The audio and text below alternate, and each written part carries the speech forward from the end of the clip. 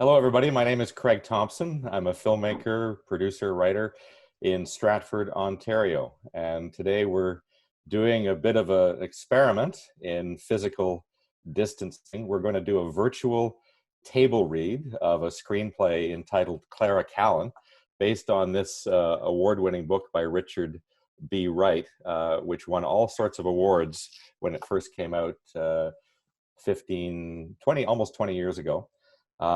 We have optioned the book and we are ready to make a film, but of course in this current situation the world is in, we can't. So we thought we'd get a bunch of our friends together and do a virtual table read. For those of you who don't know much about table reads, every video game, every stage play, every film script starts with days and days and days of actors and the creative team sitting around a table going through the script line by line, fine-tuning it, working out characters, and making sure that everything is going to work when the production starts. Now, I mentioned we're in Stratford, Ontario. Stratford is home to the Stratford Festival, which, like many other arts organizations around the world, has been forced to shut down. We don't know for how long. And as a result, the arts, like a lot of other industries, of course, but arts attracts a lot of crowds, and social distancing is the issue right now. Arts organizations are really struggling. So we've got a great team assembled today to do this table read.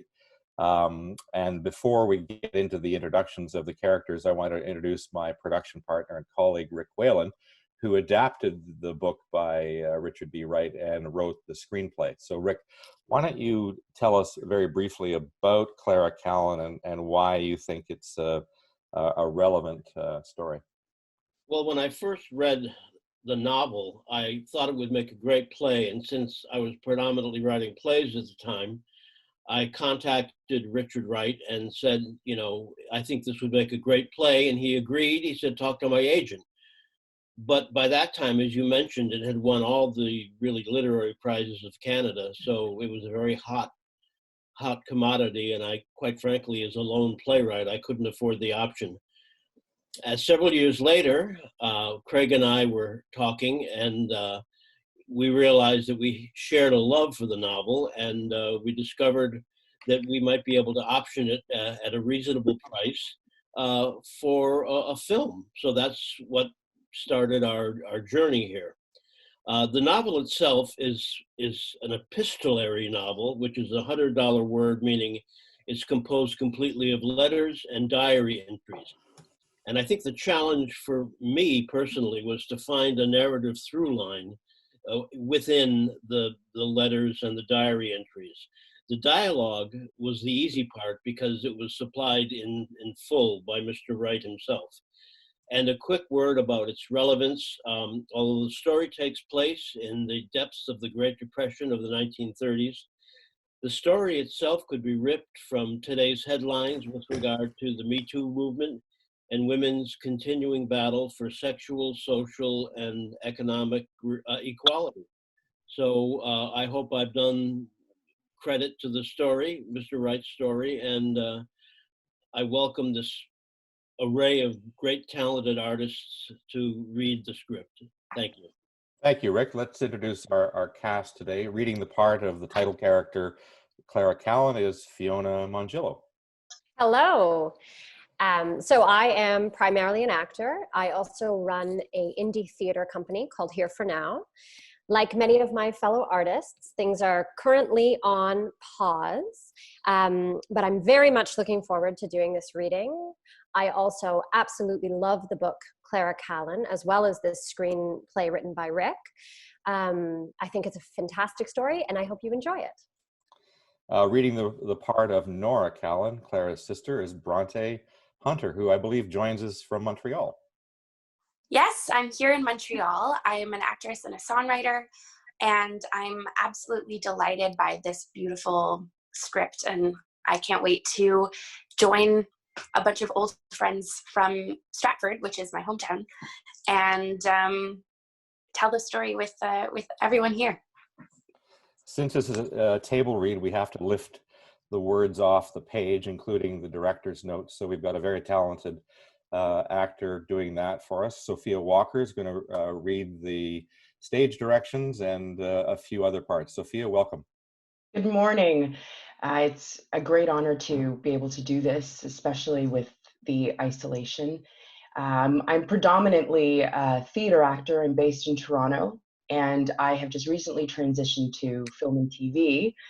And unfortunately, like many of my fellow artists, I have a possible recurring role in a new series, and now that's on hold.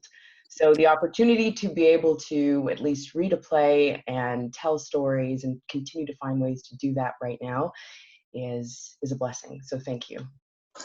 Reading the part of Mrs. Webb and Evelyn is Stacey Smith. Hello, everybody. Yes, exactly what Sophia said. I love that we are finding ways to navigate through this and be creative and keep telling stories. So thank you. Welcome to Lauren Kennedy, who is reading the part of Frank and Lewis Mills.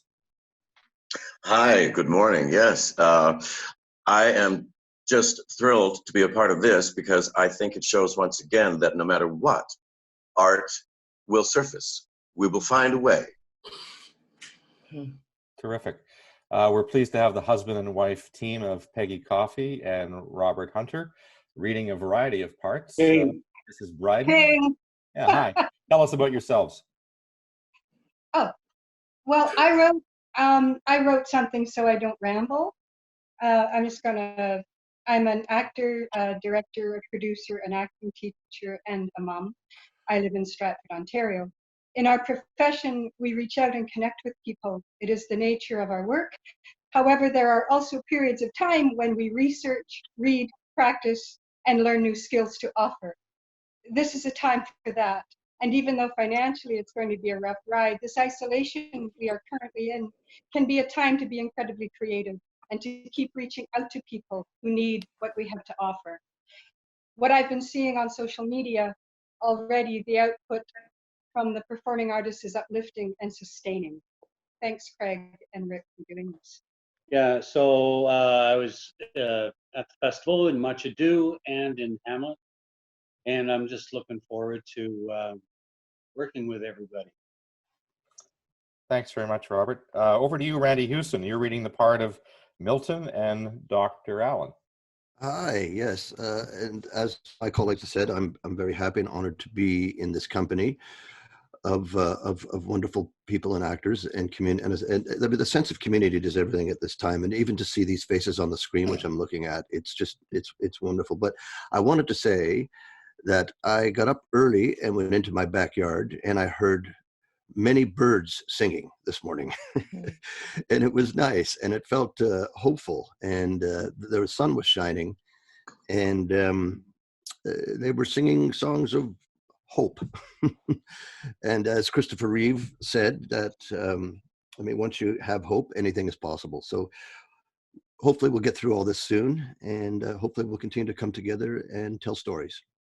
Thanks, Randy. And reading the part of Marion, a number of female characters, is Anne Bagley. Hi, Anne. Hi, thank you so much. Yeah, I'm an assistant director at the Stratford Festival, on hold for now, but very, very excited to be involved in this extremely unique and new reading, which I hope continues. And thank you, Craig, and thanks, Rick, for this opportunity. Tony White is reading a variety of the male parts. Good morning, Tony. Good morning, Craig. And to echo my fellow actors' sentiments, it's great to be here. It's great to be working. And again, as an actor, thank you very much to Craig and Rick. And we're very pleased to have Ron Kennel joining us this morning, who's reading the part of Charlie. Hi, Ron. Hi, Craig and Rick. Thank you very much for having me here. I was born in Stratford. I was a part of the company that just shut things down for now. And if we can do this, I can't wait to see this surge of enthusiasm that's going to come out after this. So really excited to be here and happy to read this with everybody. Thank you. And finally, reading a number of the male parts, including Dr. Murdoch and Reverend Jackson. He plays a doctor and a reverend, is Richard Fitzpatrick. Good morning, Richard. Good morning, everyone, my fellow actors and isolated ones.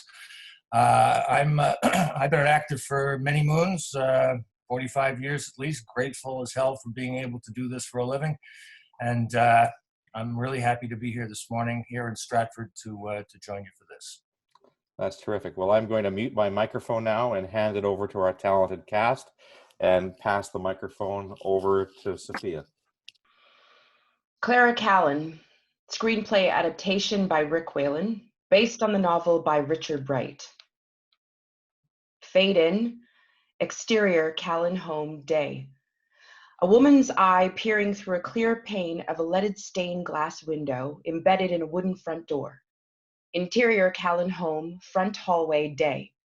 It's a stately Victorian home. The decor reflects the stolid density of an earlier age. The woman whose eye it was, Nora Callan, backs away from the window door. Nora is quite beautiful and dressed very stylishly for 1934. A suitcase is on the floor. She crosses to the open staircase. Clara, Cal will be here any minute. Coming! Interior Callan home, Clara's bedroom. Clara Callan is writing in her diary, close on Clara's diary. We glimpse just enough to read. Saturday, November 3rd, 1934. Nora is leaving today for New York. On Clara. She's a few years older than her sister Nora. If Nora is all beauty, Clara is about strength. She takes a dog-eared photo from her diary. On photo, early 1900s, a woman and her two young children, aged 1 and 3, stand in front of the Callan home. The woman has a basket slung over her arm. After a moment, flickering at first like an archival film, the photo comes alive. Flashback. Exterior Callan home, 1906, day. The woman picks up the 1-year-old and takes the 3-year-old's hand. The threesome moves slowly down the sidewalk to the house next door. The woman knocks. A matronly housewife answers the door and welcomes the children into her home. Exterior street, moments later. A beautiful summer day. The woman, alone now, calmly walks down the street. Exterior path along CNR rail line, later. The woman continues down this path, occasionally stopping to pick a few strawberries. We hear a loud blast from an approaching freight train. On the woman, her eyes grow wild with anticipation. She wanders nearer the tracks. Just as the train is about to reach her, she leaps under the engine's grinding wheels. We hear a deafening squeal of brakes and sharp blasts on the train whistle, which carry over to end flashback. Interior Union Station, Toronto, back to 1934, day. Crowds scurry toward their gates. An echoing loudspeaker announces arrivals and departures as we pick out Clara and Nora as they reach their gate. I'm gonna miss you, Clara. Save the tears for the stage, sweetie. Well, I can't help it. I'm going to miss you too, Nora. What? Crowds push toward the gate, life speeds up. And you promise to write? And send me all of your poems. They'll keep me from being homesick. Who has time for poetry? Running that big house all by myself? You'll find time. And you write back. Be careful down there, Nora. Look both ways before you cross the street. And call the Brydens so I'll know you arrived safely. Nora nods and dramatically waves her hanky as the crowd sweeps her toward the train. Exterior Whitfield train station, evening. Having exited the train from Toronto, Clara walks along with a few other disembarking passengers. 2 women approach Clara. The younger one is Marion Webb. The older one is Marion's mother. Marion wears a leg brace and a cumbersome black boot with a raised heel, which makes walking difficult. My stars, Clara. Don't tell me you were on this train. I was down seeing Nora off to New York. Hello, Mrs. Webb. Your sister still courting fame and fortune, Clara? Nora's always seen her name in lights. Large and twinkling, no doubt. Were you down doing some shopping? We were seeing Marion's specialist. And after we went to the picture show, Clara, there was a Rudy Valley short. He sang A Kiss to Remember. Mr. Valley is our current heartthrob. I only said I thought he had a very beautiful voice. If maple syrup could sing. You think everything about Mr. Valley is beautiful. Oh, and Clara, Mildred Craig has asked me to sing at her wedding. I was wondering if you'd be free to play for me. What are you singing? Nothing too religious. Walter's not too keen on all that. Well, now that's exactly what it is, isn't it? A religious ceremony, for heaven's sake? Two souls united in the eyes of our Lord. I was thinking perhaps something like, I love you truly. Why not go whole hog with On the Good Ship Lollipop? Women today favor more secular weddings. And secular divorces too, I'm sure. Oh, Mother. Right home, Clara? Oh, thanks. But I think I need some fresh air. Come along, Marion. Poor Marion. Born on the same day as me, together since kindergarten. Watch after Marion, Clara. Her tiny foot is not as God intended. How Marion clung to me. And that boot, drawing stares that made me want to disappear. Exterior street near train station, moments later. Clara begins her walk home. She passes a car with a sign in the windshield. $100 will buy this car. Must have cash. Exterior Whitfield Street, later. Clara walks along a tree-lined street on this cold and damp evening. She looks in the window of one house as she passes. Lace curtains frame a large picture window. A Norman Rockwell family is settled around the dining room table, enjoying their evening meal and each other's company. On Clara. A man approaches. He weaves slightly. This is Simon Vandershot, the town drunk. He tips his hat as he passes. Good evening, Miss Callen. Hello, Simon. Oh, I'm afraid I've had one too many cocktails, my dear. You be careful now. Oh, don't you worry. I'm always careful. Clara walks on. A few minutes later, an old pickup truck passes slowly and stops just ahead of Clara. The driver, Grant Bryden, an avuncular man, rolls down the window. Great night to catch pneumonia, Clara.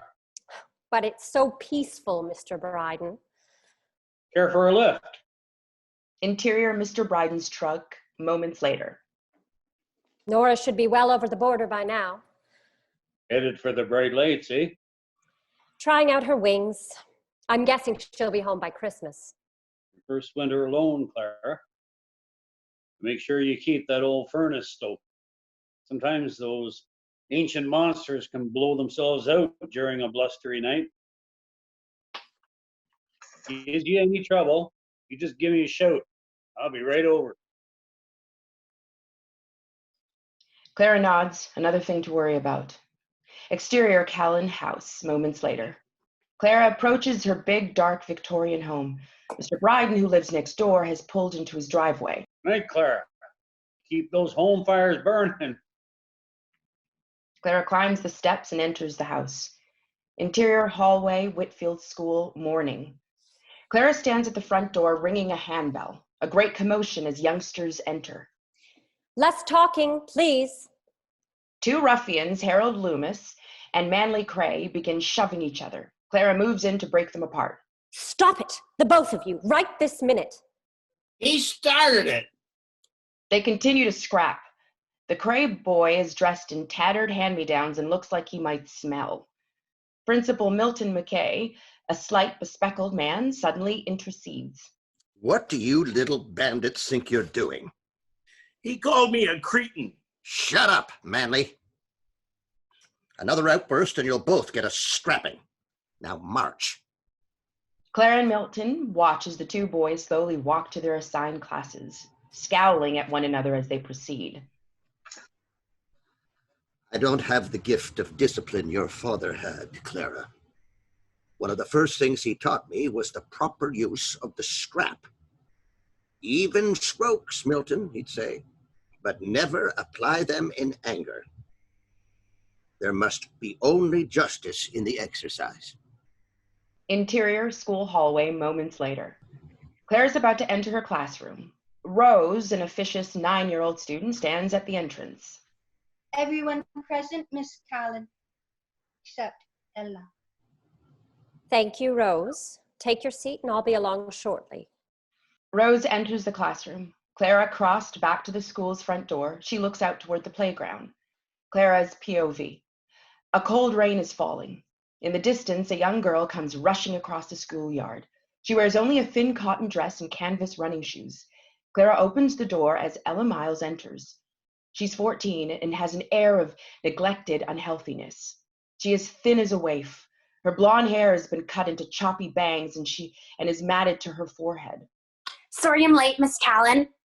Teeth chattering, Ella looks up at Clara. Clara takes off her sweater and wraps it around Ella.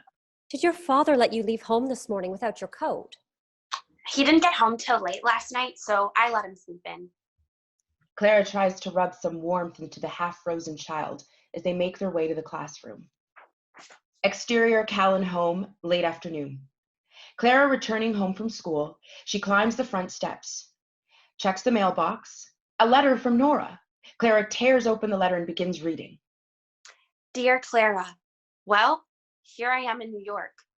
I've already taken the subway a number of times, and today a panhandler asked me for money, so I guess I'm official. I am now living at the Tatton House, a residence for self-supporting women, and the most amazing thing. Exterior and interior Callen home. Clara, still reading, enters the house. My roomie, Lynn from New Jersey. She had an audition today for a radio spot, but woke up sick as a dog, so I went instead. Clara stops, suddenly realizing the house is freezing cold. She crosses to check the thermostat. Interior Callen home. Clara huddled in a sweater. Mr. Bryden is ministering to Clara's ailing furnace. The house was freezing when I came home this afternoon. I'm afraid this old soldier's on its last legs, Clara. I guess I'll have to start coming home for lunch to check it. I can take care of that for you. I'll leave the back door open. Interior Callen home, basement, later. Clara alone is sweeping up after Mr. Bryden's repair job. She wanders among the old trunks, boxes, Christmas wrapping, a small shelf of winter boots, the forgotten repository of several lifetimes. She crosses to an ancient valise, opens it. A carefully folded wedding dress, a book of poetry, and an old photo of the woman we saw earlier throw herself in front of the freight train. She is posing in the same wedding dress with her newly acquired husband. Exterior New York street, day. Nora checks building numbers, referring to a piece of paper. She stops at a building, checks the number, and enters. Interior recording booth, New York. Nora stands before a microphone. Evelyn Dowling, a short, stocky woman, chewing gum and with a cigarette dangling from her lips, hands Nora a script and extends her hand. Hey, doll. Evelyn Dowling. Pleased to meet you. I'm Lynn Mason. No, you're not. I know Lynn. Sorry. Lynn's sick. I hope it's okay that I came instead. Ever do any radio? Here, read this. It's just some ad copy drivel, but I'd like to hear your voice. For a wash that's sparkling clean with less Hold your rinse. horses, dearie. Let me get back in the saddle. Sorry. Evelyn exits the recording booth and sits behind the engineer at the control panel. Interior recording studio, tech booth. I just love virgins. They're so damn accommodating. Okay, sweetie. Let her rip. For a wash that's sparkling clean with less rinsing work. Let's try it again, darling. And this time, let's see if you can make it sound like you're an actual human being. I beg your pardon? Intimate, heartfelt, sincere. Pretend we're bosom buddies and you're telling me you just lost your virginity. This should be good. For a wash that's sparkling clean with less rinsing work, use new, deep cleaning. Do you understand what I'm telling you? Deep cleaning? Oxidol! It is so deep cleaning! Deep cleaning! Deep cleaning! Bingo. Interior Whitfield United Church, Sunday morning. Reverend Henry Jackson is delivering his sermon. The Apostle Paul was one of the most positive people who ever lived. and yet he was beset by some of the worst troubles imaginable.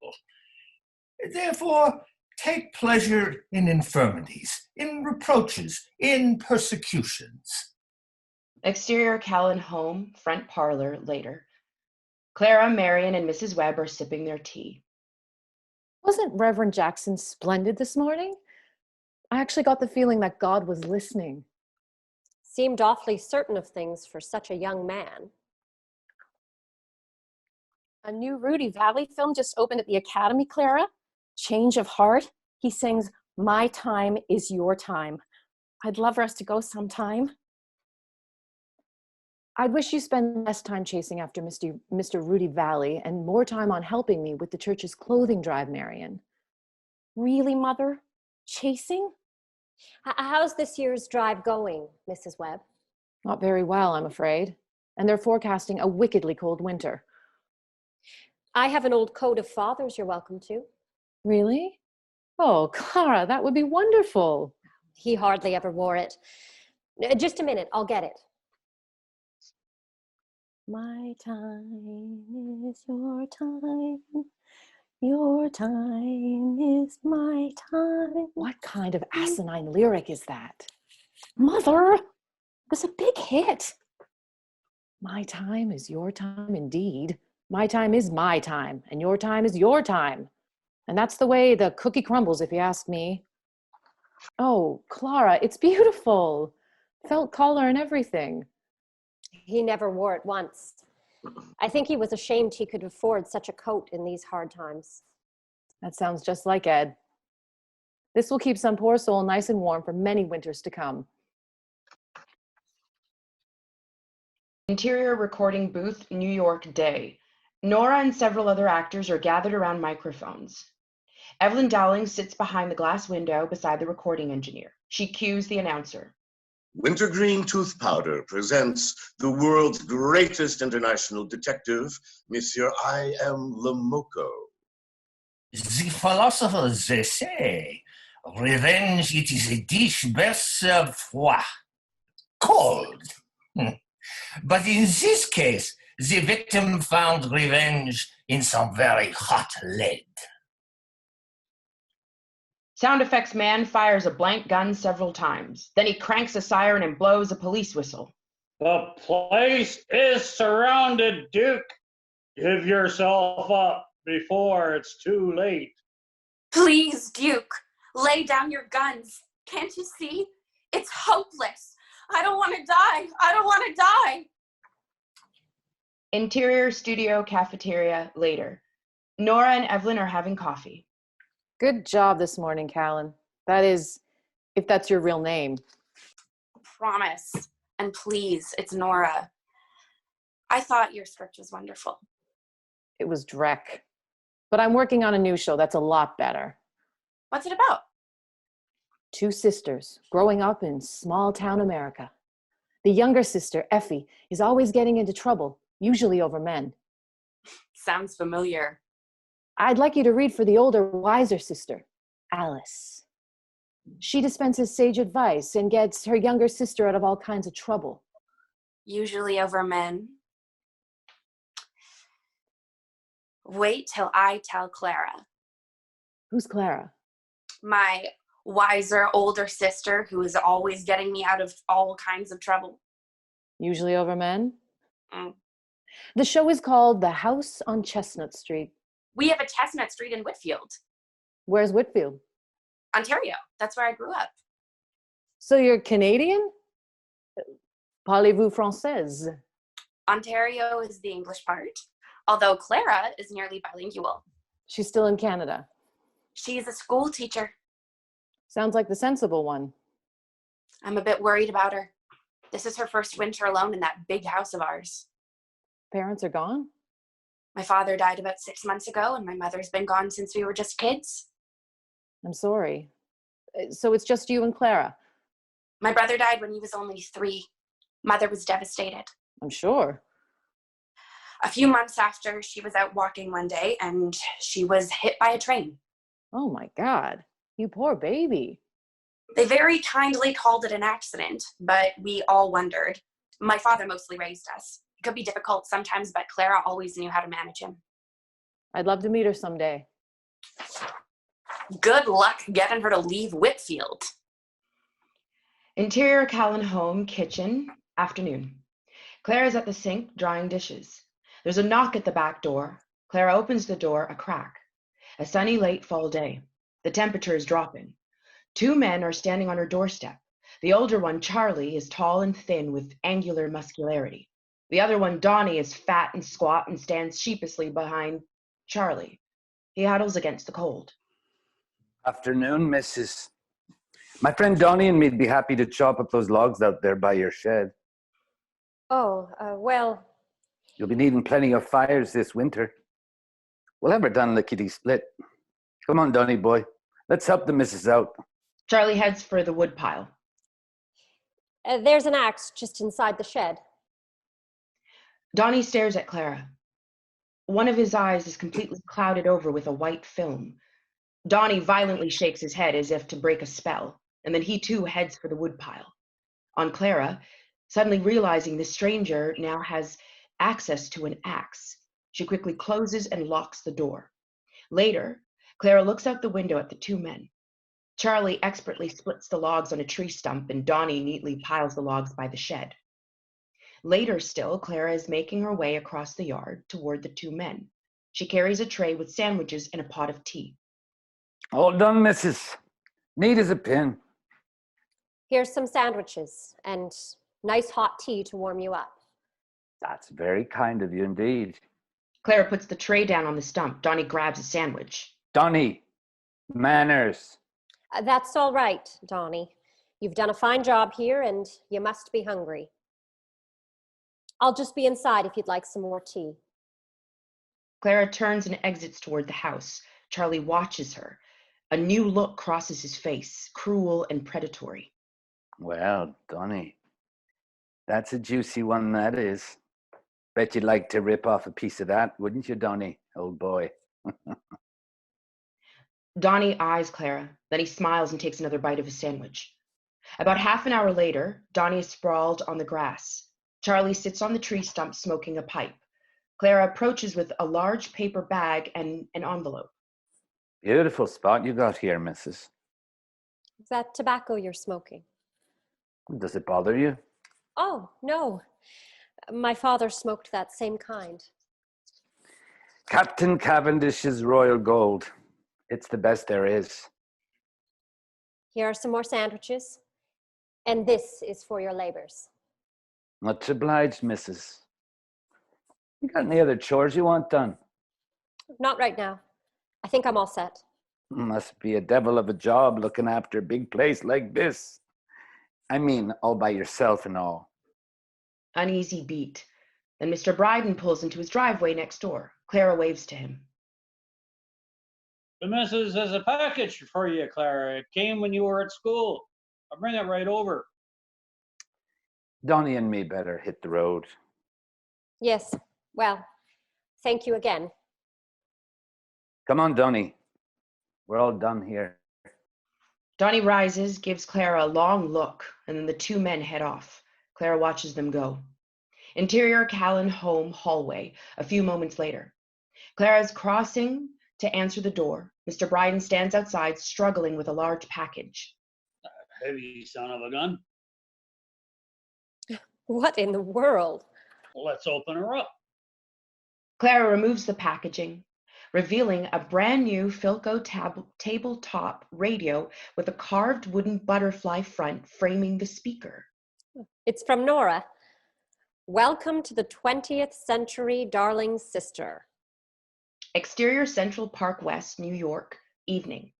Nora strolls along, carefully checking building numbers. She now sports a head of platinum blonde hair, a la Jean Harlow. She wears an elegant fur-collared coat.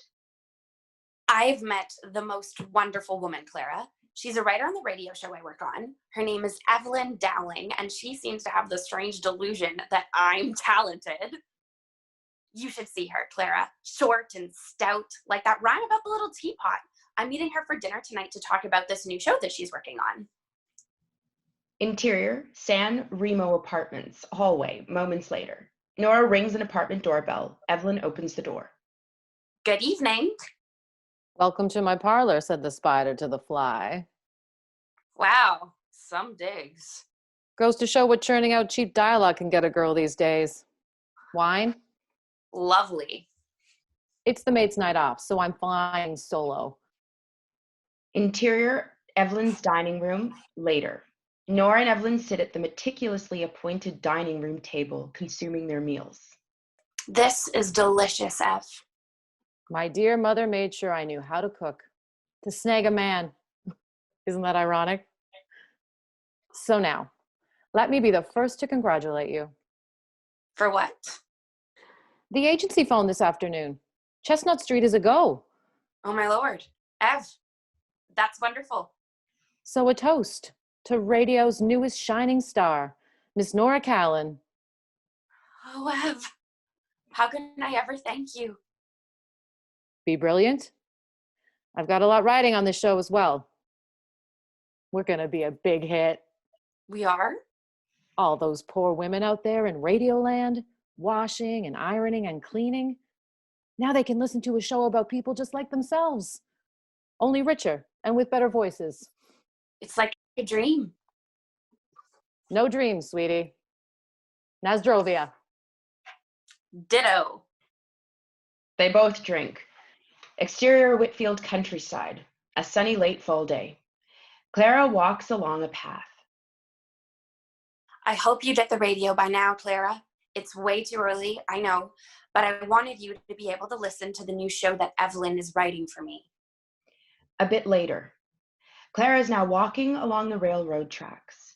She's reached a trestle bridge. She finds a secluded spot, sits and takes out her diary.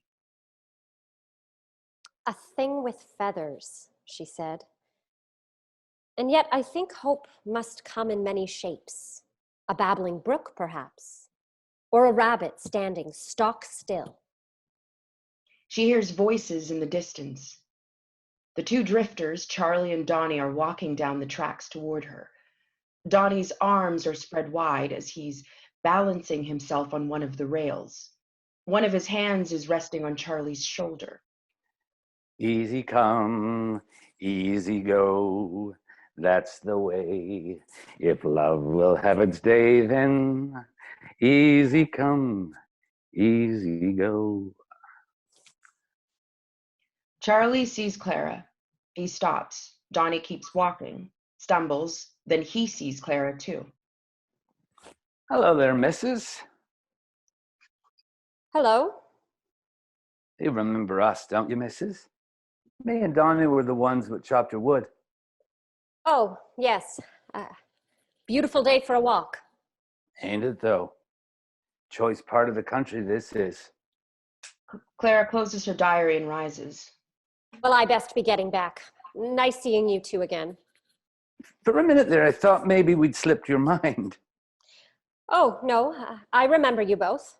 Clara keeps walking. Charlie follows. Whoa, now there, missus. Where's the fire?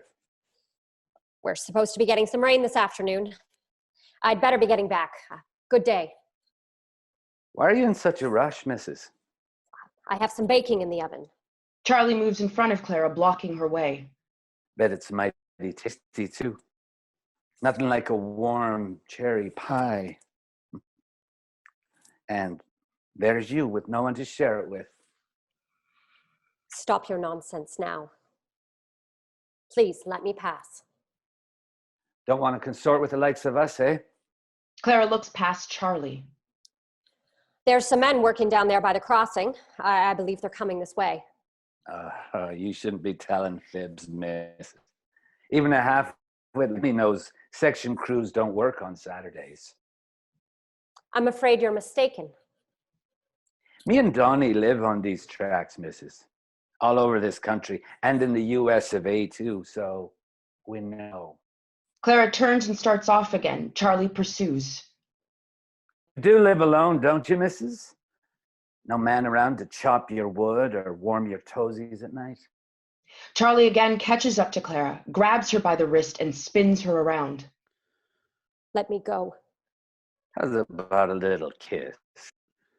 Nothing wrong with a little kiss, is there, missus? I haven't had one in donkey's years. They struggle. Clara's diary goes flying. Please, stop it. He pulls Clara in close. Fine-looking woman like you, living all alone. Bet you could do with a good snotty poke every now and then. Clara cries out. A flock of birds in the underbrush suddenly take flight. Charlie grabs Clara's other wrist. He tries to kiss her. She twists her head away. No, please. Clara is no match for Charlie. Their struggle slowly morphs into a mad circling dance. Did you ever go into an Irishman's shanty where money is scarce, but whiskey's aplenty? Donny, watching this assault, giggles. He claps his hands in time with Charlie's singing. Their dance grows violent. Soon they spin out of control. Clara tumbles to the ground. She struggles to get up, takes a few frantic steps away from Charlie. He easily catches up to her and whirls her around. She falls again. Charlie falls on top of her. His great hulk renders her immobile.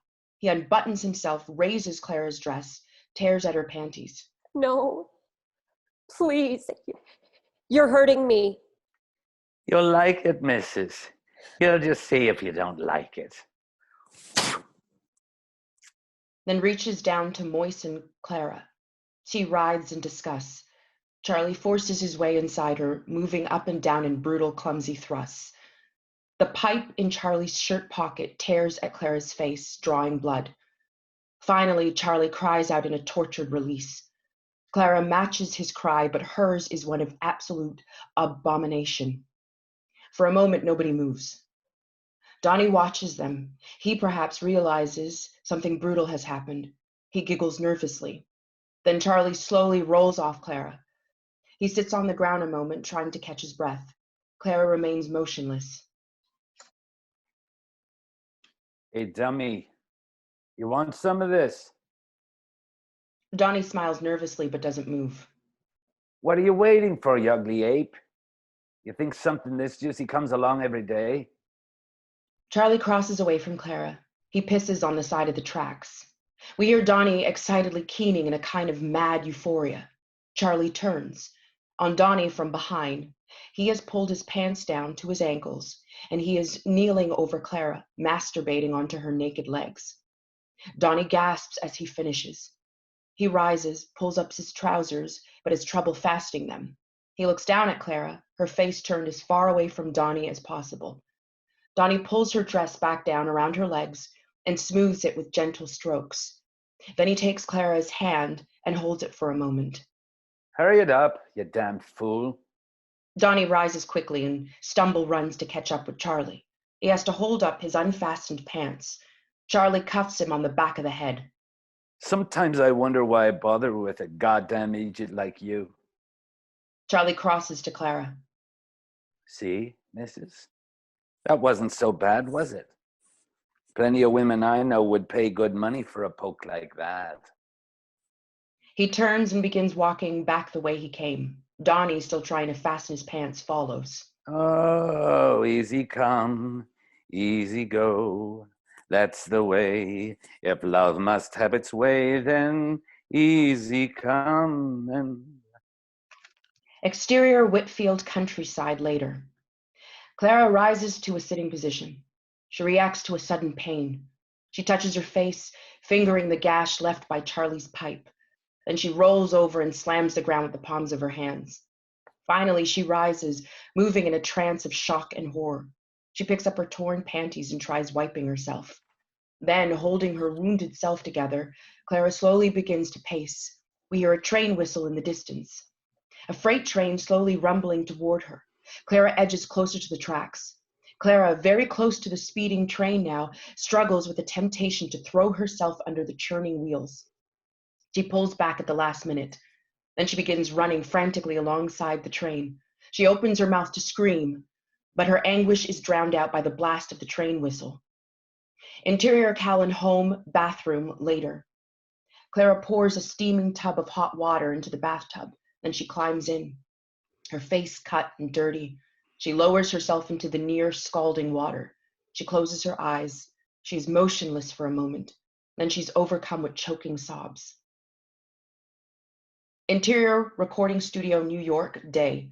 Actors again gathered around microphones. From the control room, Evelyn cues the announcer. And now, the makers of Sunrise, the soap that awakens your skin, present The House on Chestnut Street, dedicated to the ideal that the family unit is the bulwark of our great nation.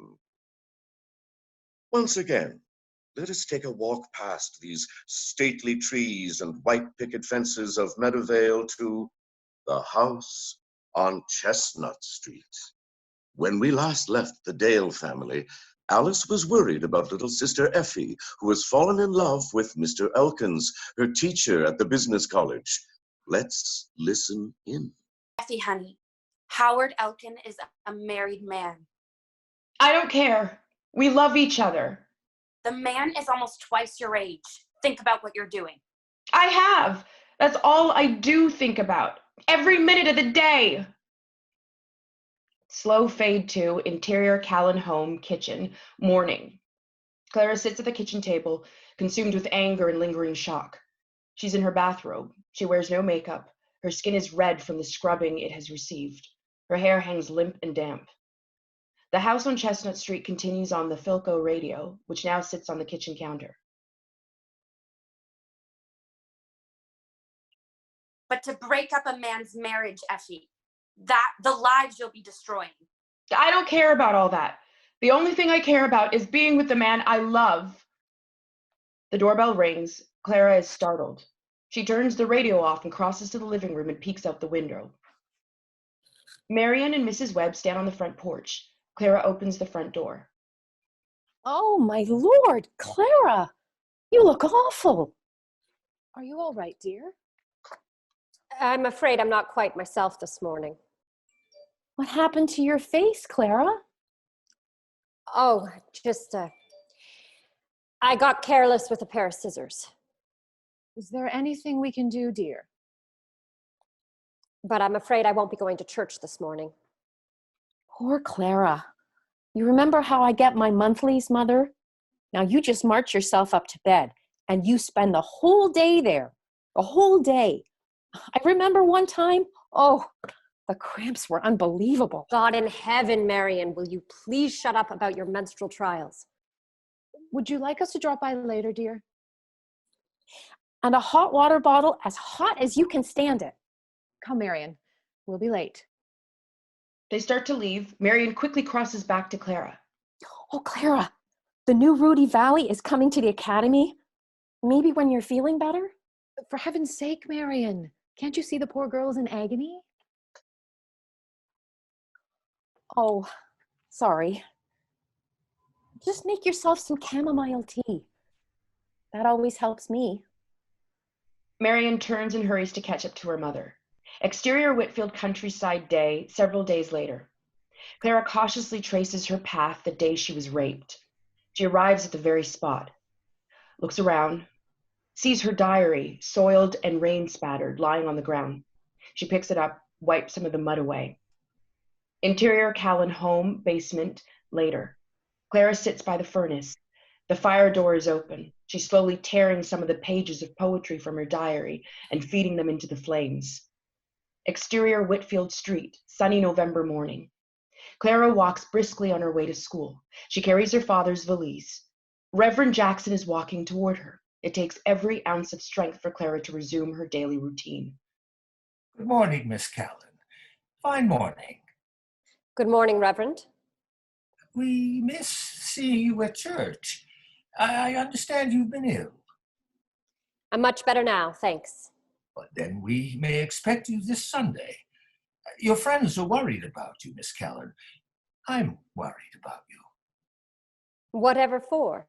Well, we were thinking perhaps your father's passing and now Nora's being so far away. Wouldn't this be a good time to affirm your faith? My faith. We live by faith, not by sight. I'm afraid I'm no longer certain of my faith. Oh, you can't mean that. Oh, but I do, Reverend. No faith in the stars. If there is a God, he is a disinterested witness. There is no guidance by an unseen hand. No, Clara. People do the most hurtful things to one another, and they go to their graves quite oblivious to God's justice. I'm sorry you feel that way, Clara. So am I, because believing would make things so much easier. Good morning. Clara walks on. Interior Clara's classroom, morning. Clara stands in front of her class. She's reading from a book of poetry. But like a lion in a legend, when I fling the glove, pulled from my sweating, my cold right hand, the terrible beast that no one may understand came to my side and put down his head in love. Clara is now quite lost in a world of her own rolling emotions. She crosses to the window. She's quietly weeping. Back on Clara's class, her students stare at her in wide-eyed silence. Interior Callen home, front parlor, evening. Clara sits in half darkness. She's again writing in her diary, but with a raw sensibility. Sometimes it was like I'd just learned that I had contracted a fatal disease. A flurry of activity distracts, but once alone, the predicament returns to poison your day. She hears a noise outside. A man singing raucously. She crosses to the window. Simon Vandershot stumbles down the street, singing at the top of his lungs, his unbuttoned coat flailing in the wind. All I do is dream of you the whole night through. Morning, noon, and nighttime too, I dream of you. Simon, you'll wake the dead. Oh, sorry, Miss Callan. I'm just celebrating. Look, I got me a brand new overcoat, felt collar and everything. Yes, Simon, it's quite spiffy. Hey, that's the word, spiffy. Blow winds, crack your cheeks, you cataracts and hurricanos. I'll be warm as toast all year round, Miss Callan. That's wonderful, Simon. Oh, things are looking up, Miss Callan. I just heard Frankie Roosevelt on the radio. He said happy days are just around the corner. I hope so, Simon. A very pleasant evening to you, my dear. In my father's overcoat, the drunken man performs a jig, with arms flung wide and overcoat unbuttoned to the wind.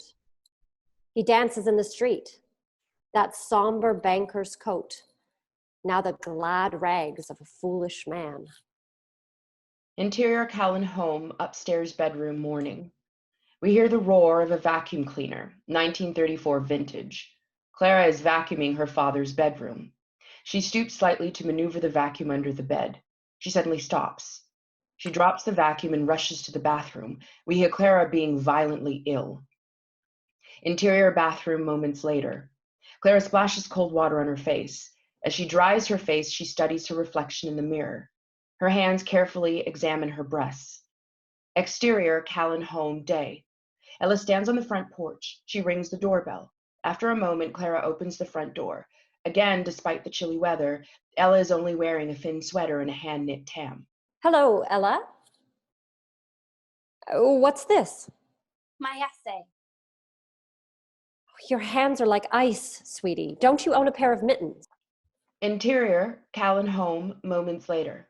Ella is seated at the dining room table. Clara is pouring out 2 cups of cocoa. A plate of cookies is on the table.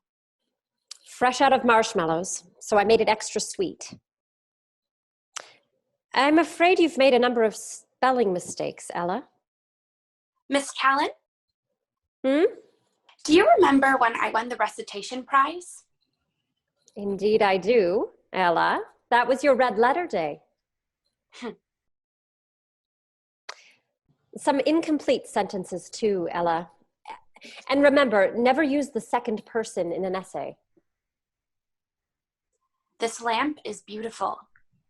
It's from Tiffany. It's been in my family for years. Ella continues to scan the room, ending up at the piano. Would you play something for me? Don't you want to work on your essay?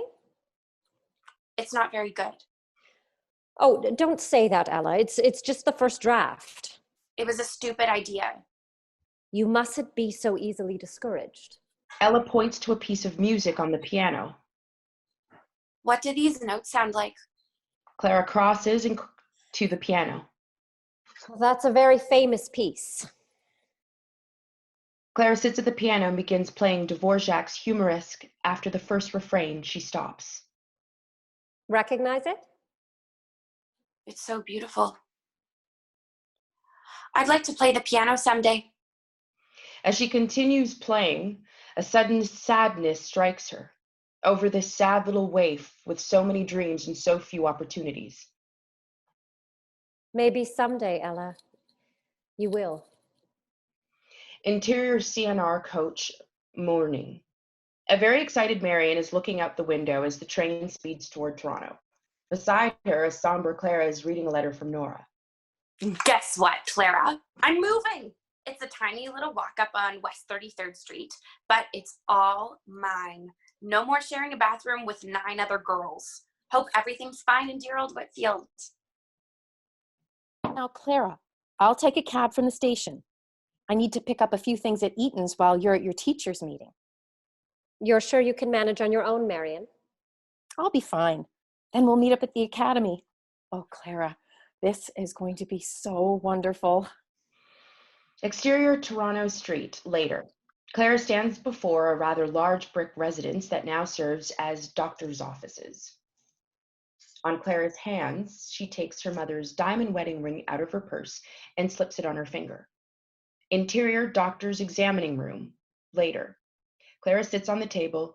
She wears an examination gown. Dr. Allen enters. He's a very cheery young man.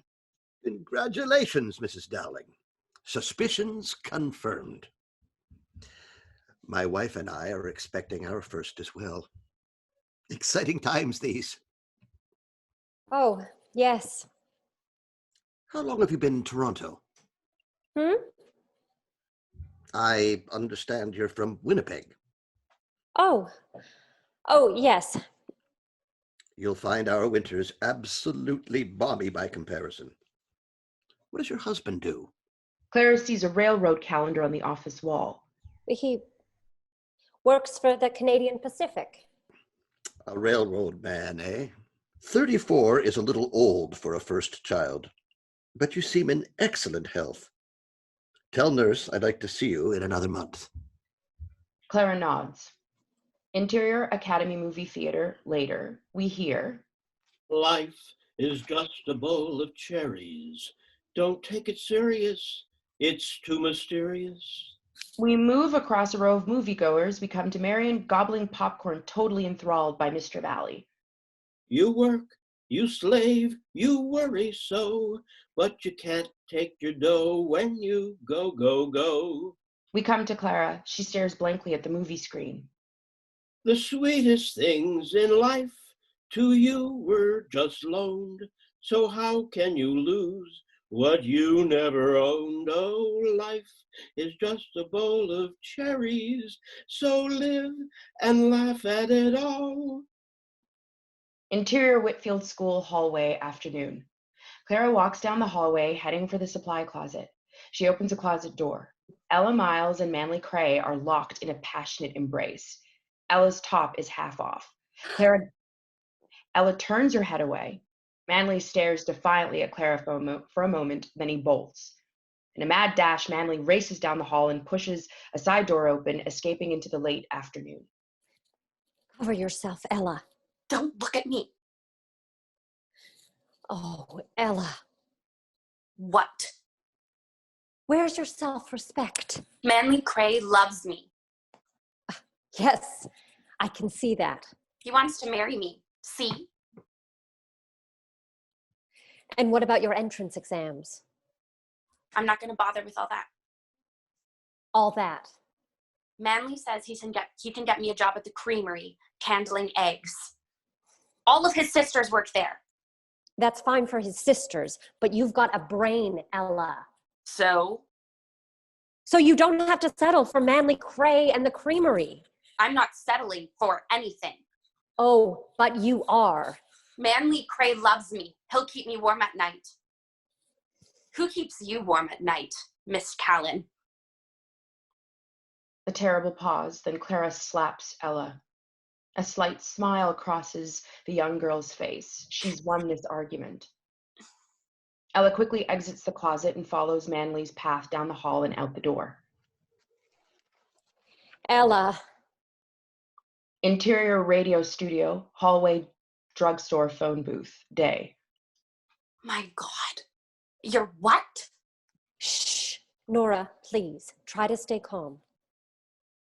I said, it looks as if I'm going to have a baby. What do you mean, as if? Well, I've been to the doctor, so I suppose there's no as-ifs about it. You've been to Doc Murdoch? Of course not. I went to Toronto, incognito. I gave my name as Mrs. Evelyn Dowling. I hope your friend won't mind. She'll be thrilled. So, how are you feeling? I'm sick as a dog most mornings, but I suppose that's par for the course. And what course is that? The bumpy course I currently find myself rumbling down. How far along are you? Far enough, but I'm not showing. Is the father, will he take responsibility? Please don't ask any more details, Nora. The father he's out of the picture. Oh, Clara. Stop it. What's happened has happened. Now it simply must be dealt with. What are you going to do? She confronts the $64,000 question, for which at the moment there's no ready answer. Interior Whitfield School, Milton McKay's office day. Milton sits correcting papers. There's a feeble knock. Yes? Come in. Silence. Milton rises, crosses to the door and opens it. No one is there. He goes to close the door, looks down. A folded letter lies on the floor. Milton picks it up and reads. He is disturbed by the letter's contents. Interior, Evelyn's office day. Evelyn is working over a script. There's a knock at the door. Nora sticks her head in. Do you have a sec? For you? Maybe even 2 secs. What's up, sunshine? Uh-oh. That's serious, huh? Evelyn reaches in a drawer and pulls out a bottle of scotch and 2 glasses. Shall we? Evelyn pours 2 drinks, hands one to Nora. Well, you see, it seems a friend of mine, well, she's gotten herself into a bit of trouble. My God, Nora. No. How far along are you? Oh, no, not me. Actually, it's my sister, Clara. The school marm? Ye gods and little green fishes. And apparently the father is out of the picture. Figures. In a small town like Whitfield, something like this could very easily ruin a person's life. How quickly the milk of human kindness can sour, even in the meadow vales of the world. I don't want to put you on the spot or anything, but I was thinking that if perhaps you knew someone. I know a lot of someones. Someone who might be able to help Clara? I love my sister more than anything in this world, Ev. But she is quite desperate. I'm afraid she might try something herself. The fact of the matter is, I do know a few shadowy figures who might be able to help. Really? I always knew my dalliance with the dark side would pay off someday. Nostrovia. They knock back the scotch. Interior Clara's classroom, afternoon. The students have left for the day. Clara sits at her desk correcting papers. Then Milton enters. He takes the letter out of his pocket. Have you got a minute, Clara? I've got something here I want you to hear. Dear Mr. McKay, do you know about Miss Clara Callan's phantom lover? He visits her at night, climbs up to her bedroom and warms her all over with his wet kisses. Someone has a very vivid imagination. Clara grabs the letter quickly, scans it. It's always girls who write these things. It's just not something boys would do. On Clara, an immediate suspicion. Exterior, Callen home, afternoon. Clara walks up the sidewalk, returning home from school. Mrs. Bryden shouts from next door. Perfect timing, Clara. Nora's on the phone.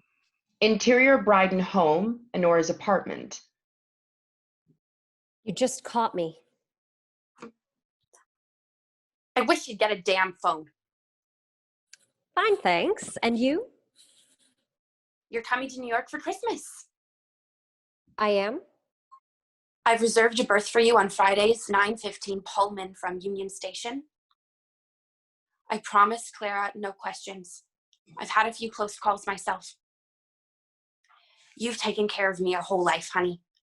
Please let me do this for you. And for God's sake, Clara, don't even think about trying something yourself. Interior, Nora's New York apartment, day. There's a knock.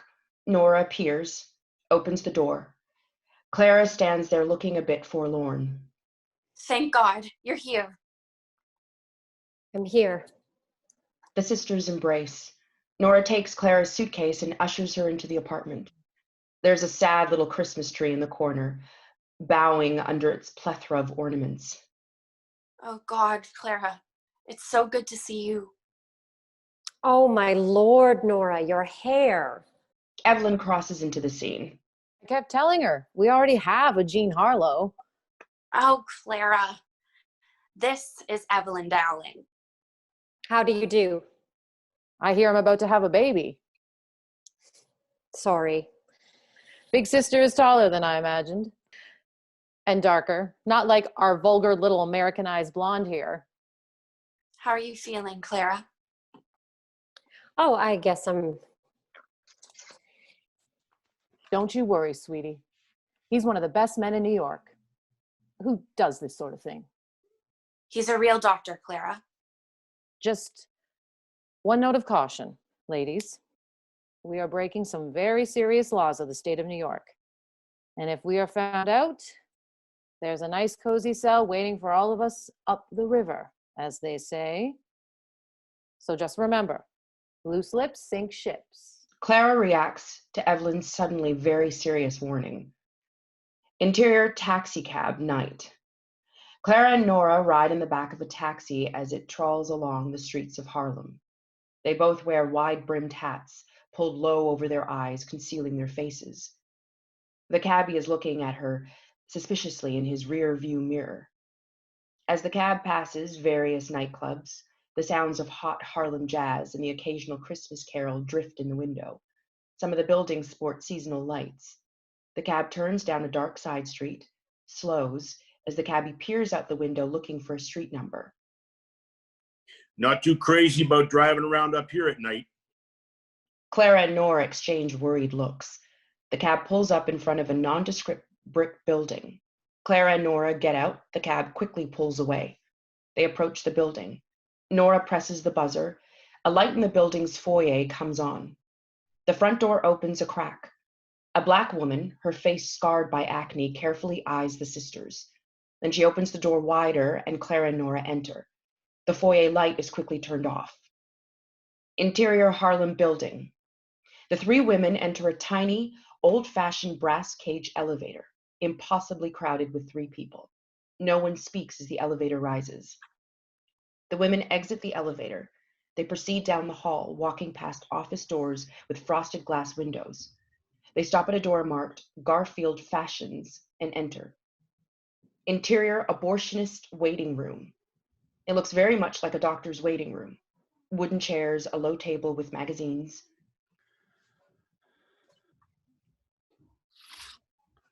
God, it's stifling in here.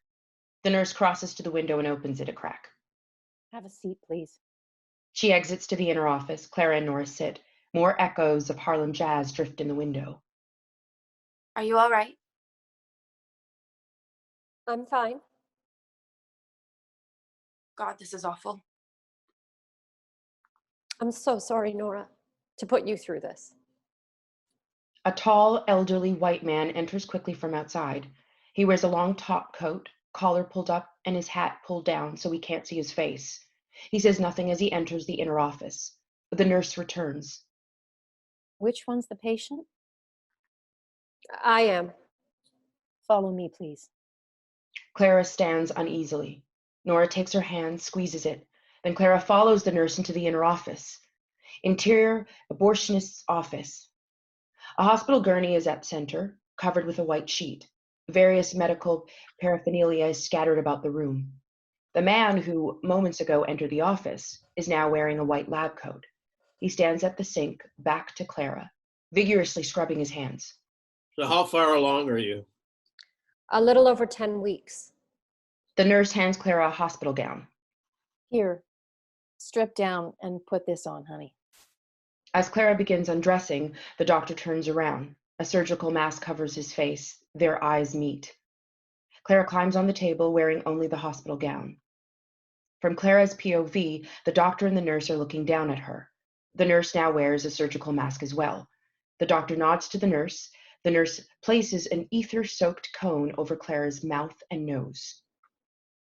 Deep breaths, baby. And when you wake up, you'll be as good as new. Count down from 10 now. 10, 9, 8, 7, 6, 5, 5, 4, 3, 2, 1. Interior Nora's apartment a few days later.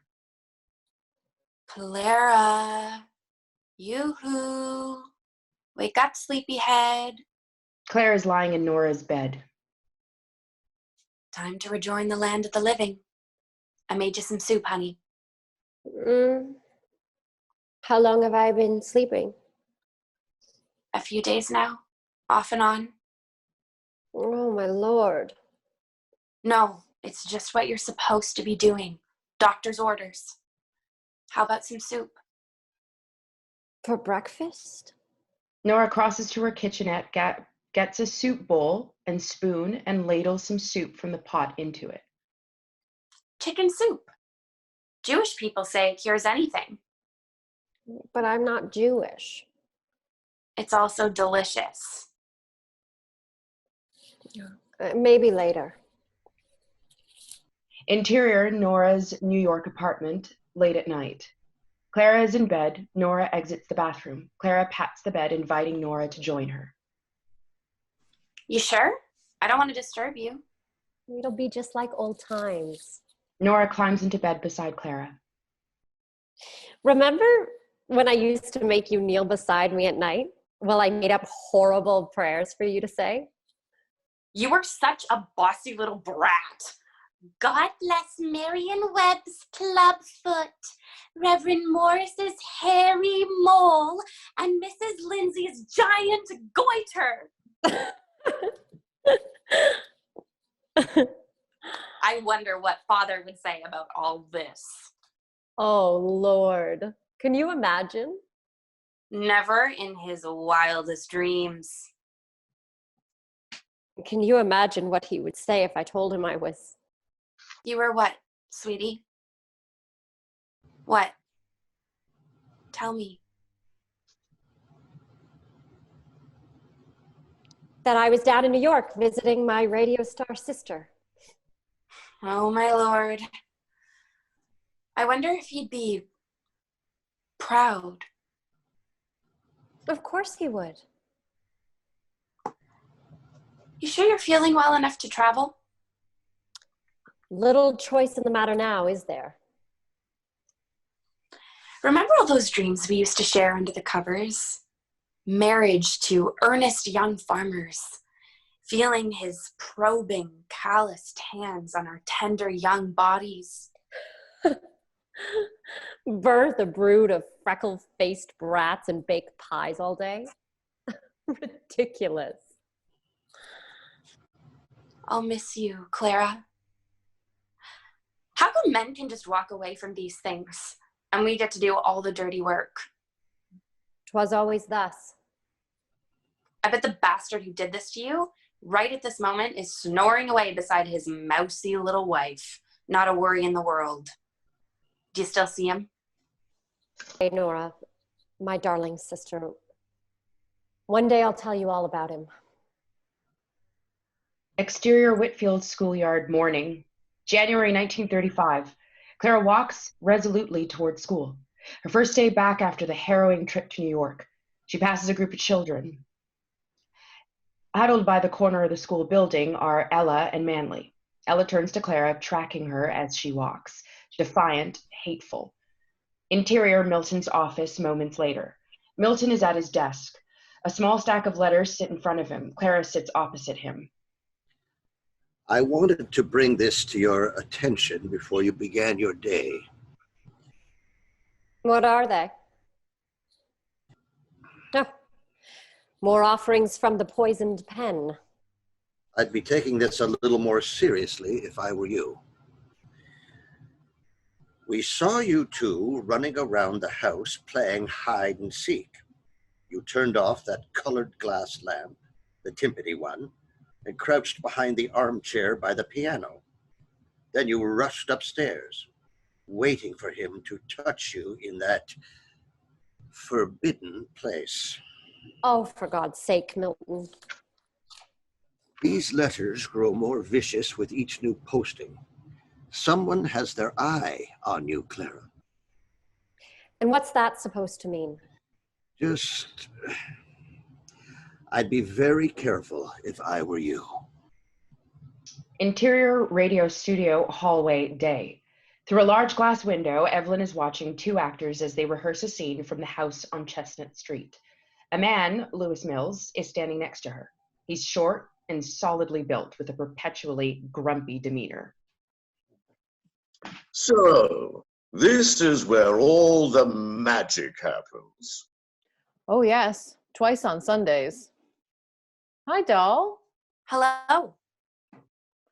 Nora, this is Lewis Mills. Lewis, this is our Nora. Hello. Charmed, I'm sure. So, this is the little slice of Canadian heaven you were telling me about. Lewis is a writer. He's doing a piece for Harper's on Chestnut Street. So be on guard. Excuse us for a moment. How's our little school marm doing? She made it back to Canada. A bit fragile still, but we Callen girls are made of sterner stuff. Might be a good idea for her to have someone take a look at her. You know, down in her wheelhouse. God knows what goes on down there after. Listen to these wicked sisters, hissing away like a couple of cockroaches in heat. Just a little girl talk, Lewis. Are you a fan of our show, Mr. Mills? Good heavens, no. I loathe cheap melodrama. Then why are you writing about us? Because, my dear, your sappy little radio drama has quite captured that great soggy sponge called the American heart. You're just jealous of all the money we're making. To quote Mr. H.L. Mencken, no fool ever went broke underestimating the intelligence of the American public. So, Nora from Canada, what's it like being in the sticky sentiment business with Harriet Hartfeld here? To tell you the truth, Mr. Mills, I quite love it. Indeed. I firmly believe Evelyn's stories help make people's days brighter. Oh, God. What people? The average Joe. Oh, him. Have you ever met one, Lewis? Beats me. What do they look like? A lot like you, Mr. Mills. Except, of course, they're human beings. Bravo, Evie. Your little soupçon of Canadiana gives as good as she gets. Exterior street, outside radio studio, later. Nora exits the studio and begins walking to the subway. Lewis exits the studio in pursuit. They walk together, chatting as they go. Dear Clara, I met an interesting man this week. His name is Lewis Mills. Have you ever heard of him? He's a big shot, brainy writer who's doing this article on our show, which he hates. Interior Callen home, front parlor, night. Clara sits reading Nora's letter. We've dated on several occasions now. Lewis is quite a bit older than me. Not really my type. Kind of intimidating, actually, like a two-legged version of an English bulldog. But promise me you won't laugh at this. I find him just a bit sexy. Interior Nora's apartment, night. Nora and Lewis are in bed having sex. Lewis grunts with each thrust. Nora moans with pleasure. We've had dinner a few times. Really swanky places, and you should see the waiters hop to it when Lewis walks in. Interior, Clara's classroom, day. The afternoon bell rings.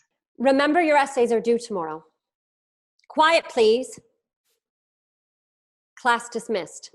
The students noisily rise and begin to exit. Ella, may I speak to you for a moment? Sit down, please. Ella crosses back to her desk and sits. Clara tosses the poison pen letters down on Ella's desk. Do you by any chance recognize these? Oh, but I think you must. You wrote these letters, didn't you, Ella? I never. The truth, Ella. Maybe you don't like me. Maybe you were upset with me. Maybe you were just bored. I can prove that you wrote these letters. No, you can't, because I didn't write them. Clara picks up one of the letters. You turned off that colored glass lamp, the Tiffany one, and crouched behind the armchair by the piano. Whoever wrote these letters knew a great deal about the inside of my house. So? Shall I show these letters to your father? Or Manly Cray? He already knows I wrote. Ella stops suddenly. Clara stares at her triumphantly. Exterior Whitfield Street, a clear winter day moments later. Clara trudges along at a brisk pace. Ella follows behind. What are you going to do, Miss Callen? Be quiet. Exterior Callen home moments later. Clara marches up the sidewalk. As she reaches her front steps, she turns. Ella has stopped. Are you coming? Well, it's either this or I'm going to call the police to file slander charges. You won't be candling any eggs while you're behind bars, Ella. Ella relents, follows Clara into the house. Interior Callen home basement later.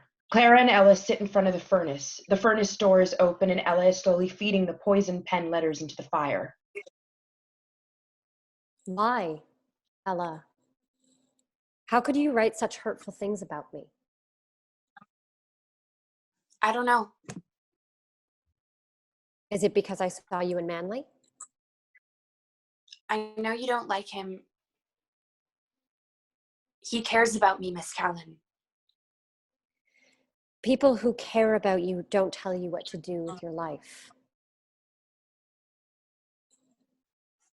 I'm tired of being alone. I know those letters were horrible, Miss Callen, but writing them made me feel.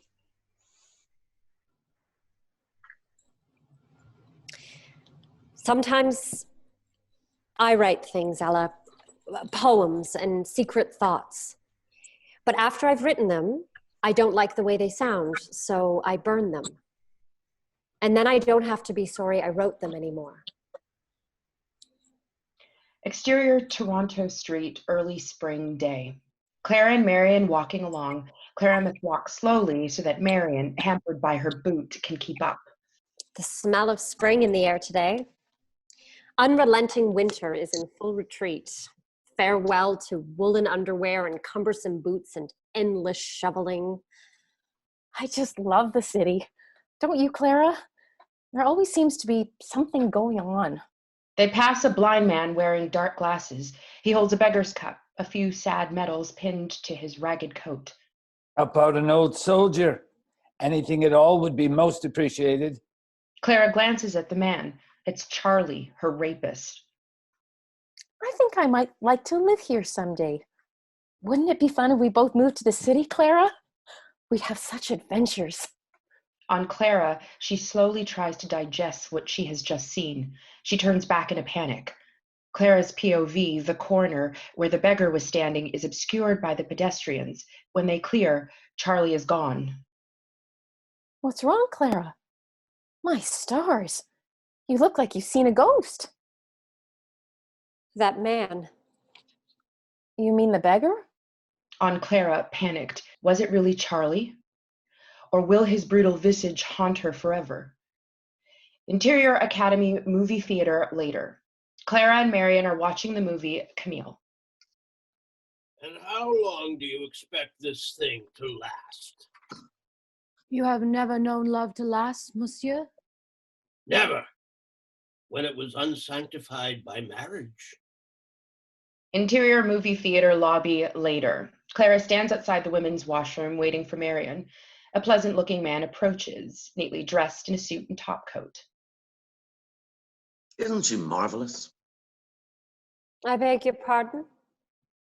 Garbo, I want to be alone. Oh, yes. I think I've seen all her movies. Such a classic beauty, that Nordic iciness. Frank Quinlan, like you, another devoted member of the Saturday Matinee Club. How do you do? Carrie Hughes. Pleased to meet you. I've seen you here quite often, with another young lady, I believe. I was just wondering if you two would care to join me in a cup of tea. Sorry, but we have to catch a train. Back home to Uxbridge.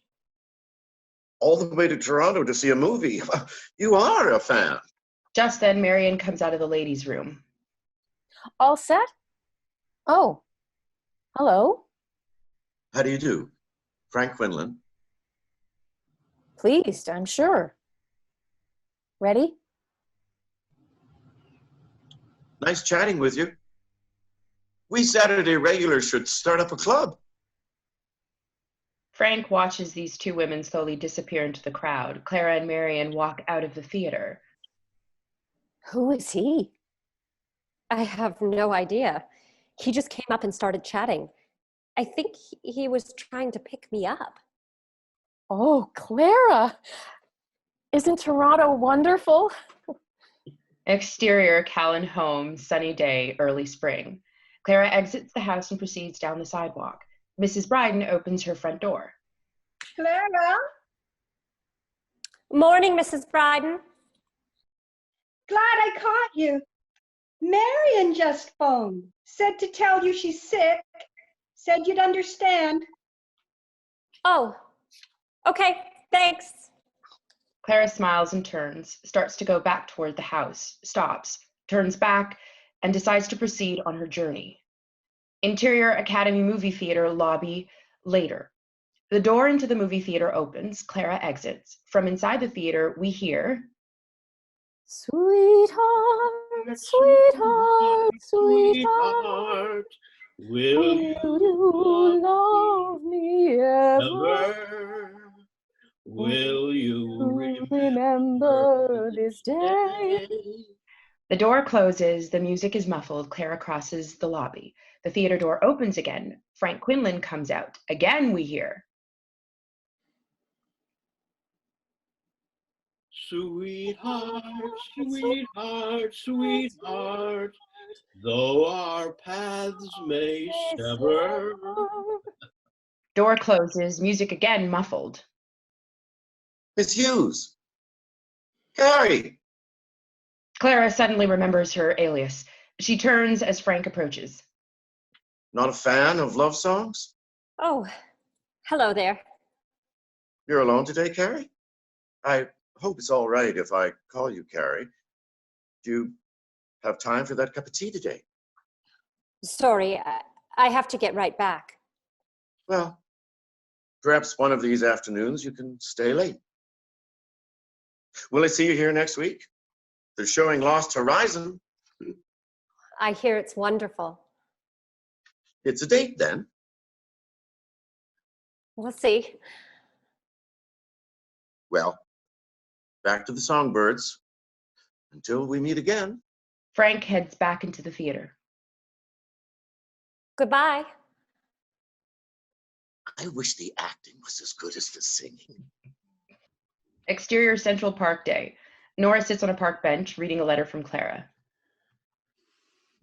School and all else has returned to its dull routine, save for one small detail. I'm being stalked at the movies. Well, not stalked really, but a fellow film fanatic has, shall we say, noticed me. His name is Frank, and he miraculously appears every time I'm at the Academy. Exterior Academy Movie Theater the following week. The marquee announces Lost Horizon. Interior Academy Movie Theater lobby. Clara purchases her ticket and an usher escorts her toward the theater. He's very good looking and seems to be showing, well, I was going to write an unhealthy interest, but somehow it doesn't seem that way. Interior Academy Movie Theater moments later. Clara sits half watching the movie. She scans the audience, nervously searching for Frank. The usher approaches. He leans down and whispers. Miss Hughes? Miss Carrie Hughes? Clara shakes her head, then... Oh, wait, yes. What is it? There's a message for you at the box office, Miss Hughes. Clara follows the usher up the aisle and across the lobby to his workstation. He hands Clara a note. She reads it. Dear Carrie, something unavoidable has detained me. I hope I've described you sufficiently so the usher will be able to deliver this note. Can you possibly meet me at Child's after the movie? Exterior, Toronto Street, day. It is raining. Clara holds a newspaper over her head as she rushes down the street toward the restaurant. It's just a few blocks down Yonge. I'll understand if you can't, but I'm crossing my fingers that you can. Frank Quinlan. Interior, Child's restaurant. A drenched Clara scans the restaurant. Frank waves to her from a table. Clara crosses to him. She sits and grabs a handful of paper napkins, dabbing her face and hair. I must look like a drowned rat. You look lovely, Carrie. I'm sure you thought this through very carefully. Thought what through? Meeting a strange man in the big city. You were worried it might not be proper. Well, I suppose that depends. The waitress appears. What can I get you folks? Just tea, please. For me as well. Shall I bring you a pot? Frank nods. The waitress goes. I can tell you're not a frivolous woman, Carrie Hughes. Can you really? What else can you tell about me, Mr. Quinlan? It's Frank, please. Well, let's see. I don't think you're married. You either live alone or with your parents. Both my parents are dead. I'm sorry. You probably work then, a secretary perhaps, or no, a school teacher. Your whole face changes when you smile. You should do it more often. I will keep that in mind. The waitress comes with the tea. Anything to eat? I'm fine, thank you. Frank shakes his head. The waitress departs. Now I suppose you'd like to know a little bit about me. Well, I'm 46. I'm in business with my brothers. We're coal merchants. And I'm married with 4 children. I'm sure you must have guessed that.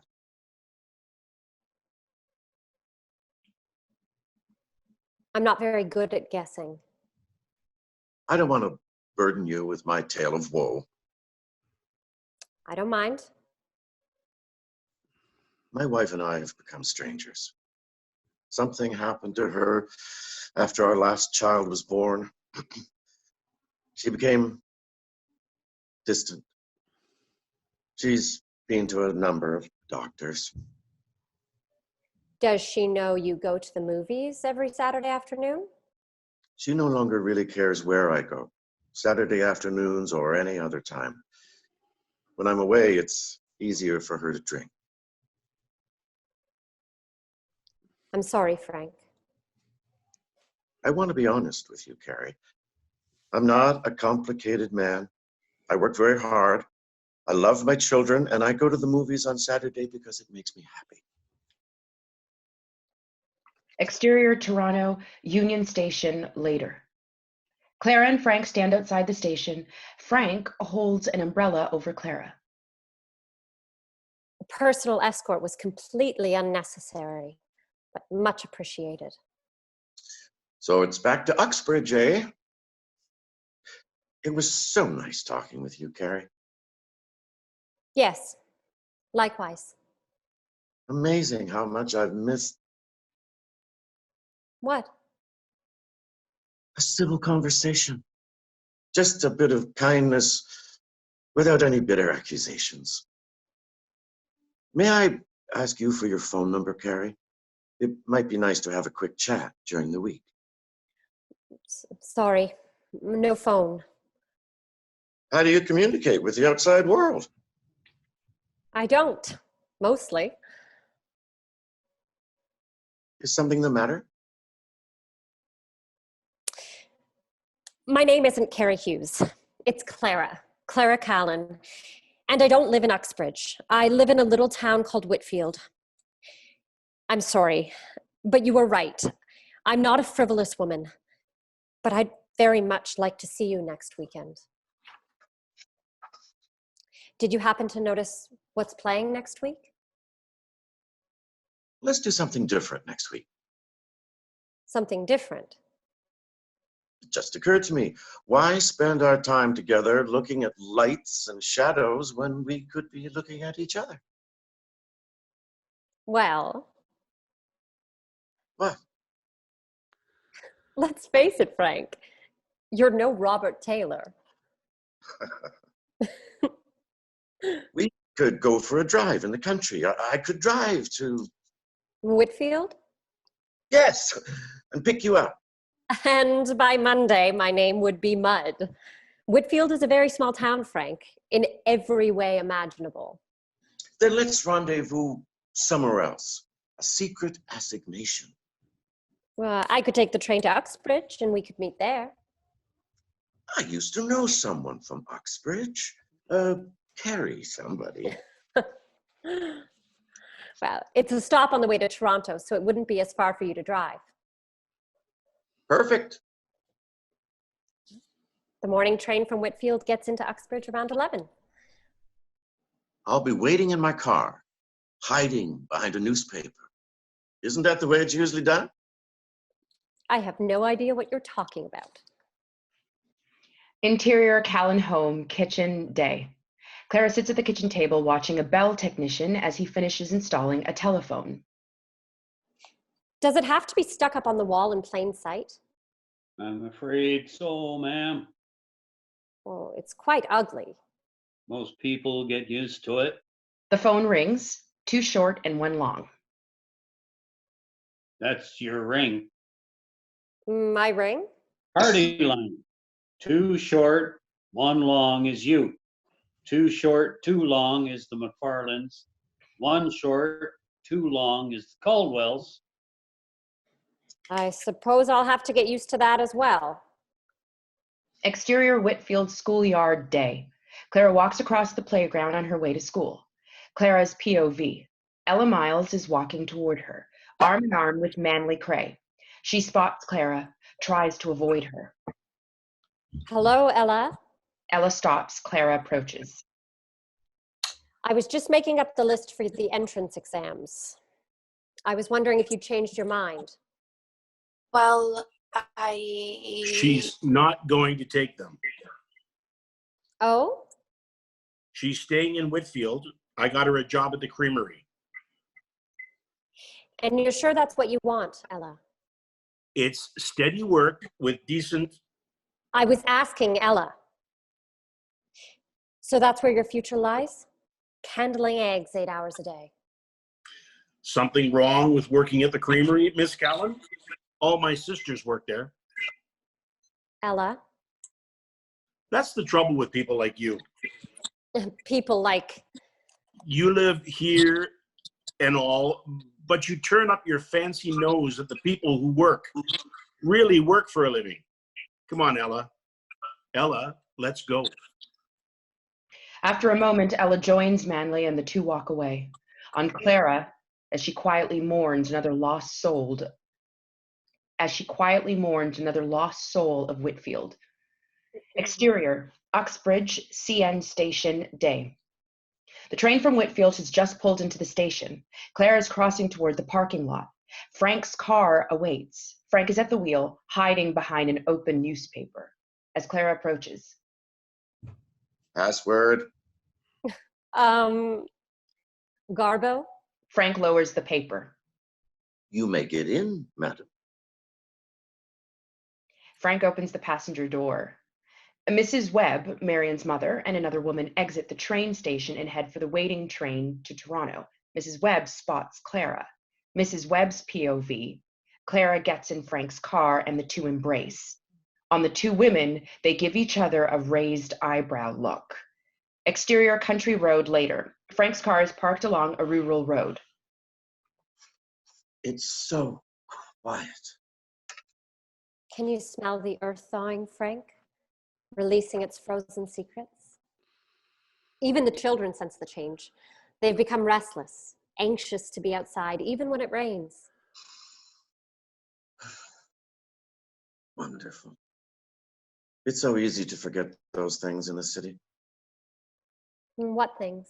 The smell of the earth, the beauty of silence, the world of one's senses, and the need to nurture them. Frank gently takes Clara in his arms and goes to kiss her.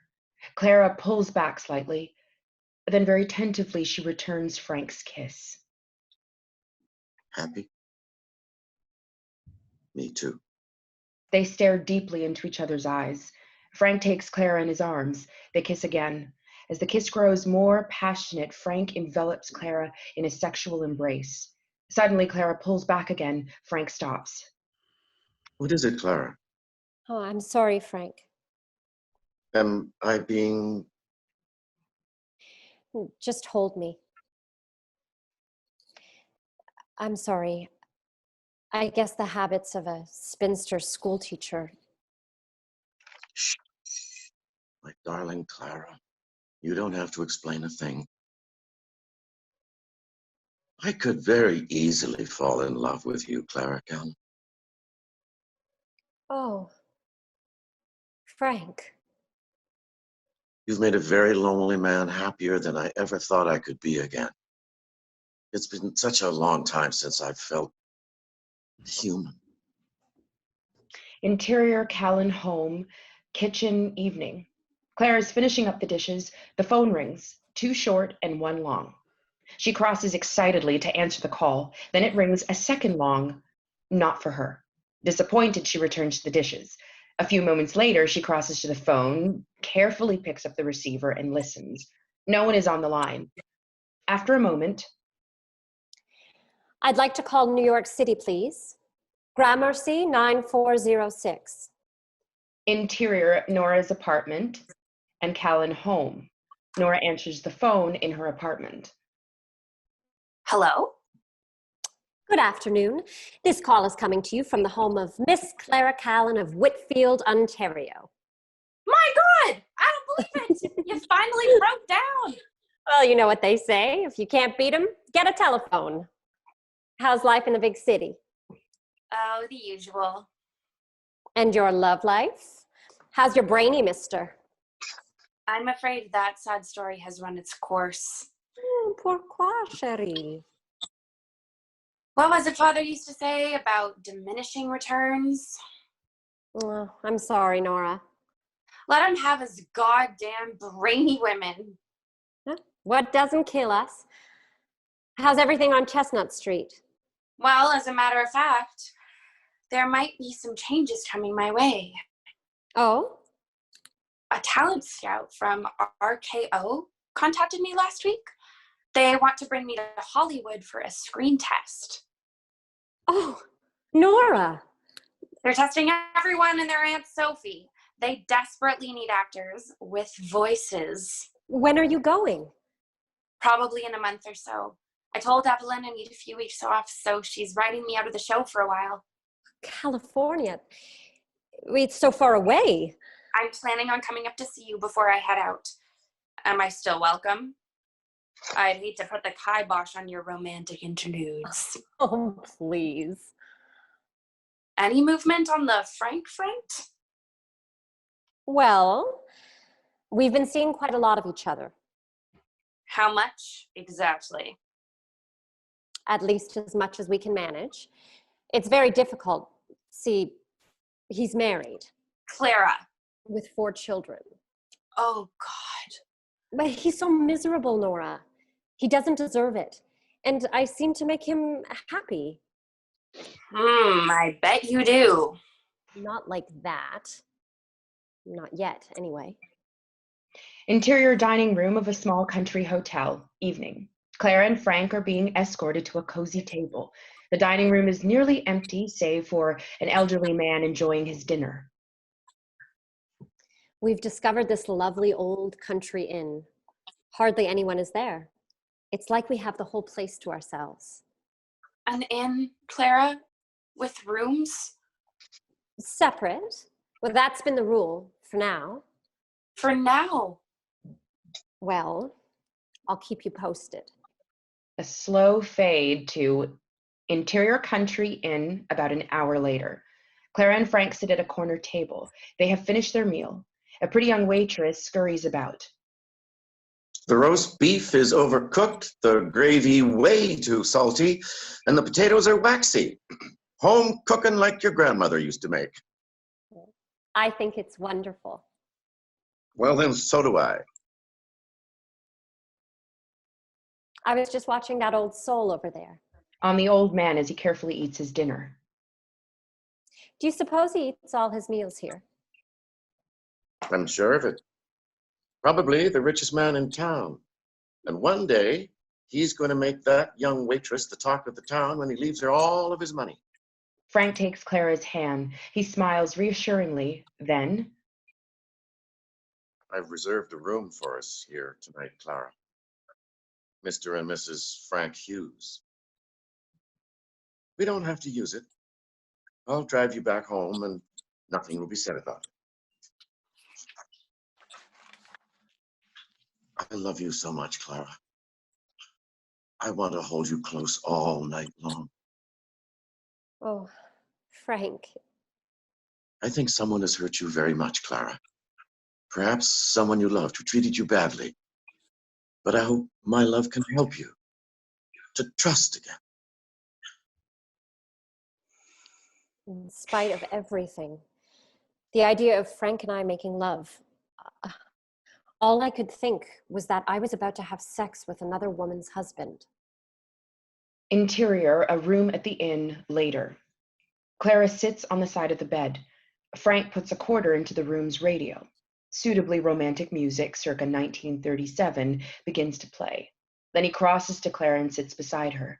As the following scene unfolds, Frank slowly, gently undresses Clara. He's good at dispelling her nervousness. On Clara. Oh, Nora, the most absurd thoughts kept intruding. What was Frank's wife doing at this very moment? Will I be a disappointing partner? What's it like to be naked in front of a man? Clara's shy at first, not practiced or assured as is Frank, but Frank's hunger and gentle persistence soon rid her of her fears. Their passion becomes incandescent. They are lying across the bed now. Am I going too fast? I love you so much, my darling Clara. Oh, Frank, please don't mistake my reluctance for, it's just that. I understand. We'll only go as far as you want. They pause. Then Clara kisses Frank with abandonment. Frank responds. Clara stops. Are you sure we'll be all right? Of course, my darling. I'll be very careful. They are soon lost in a dreamlike haze of longing. As Frank enters her, Clara throws her head back in pain, a pain which soon turns to ecstasy. She moans with pleasure as she experiences her first real orgasm. Exterior, Whitfield schoolyard day, late spring. Clara walks toward the school through a crowd of exuberant children. Interior, Milton McKay's office later. Milton is huddled by his radio. We must arm. Britain must arm. America must arm. This is a call to war. There's a knock at the door. Come. Clara enters. Milton puts a finger to his lips and points to the radio. Does anyone pretend that preparations for resistance against aggression amounts to the unleashing of war? I declare it to be the sole guarantee of peace. Milton turns the radio off. The pity of war. Sounds like we might be in for it, Clara. You wanted to see me? Yes. I hope you won't think I'm being unreasonable, Clara. About what?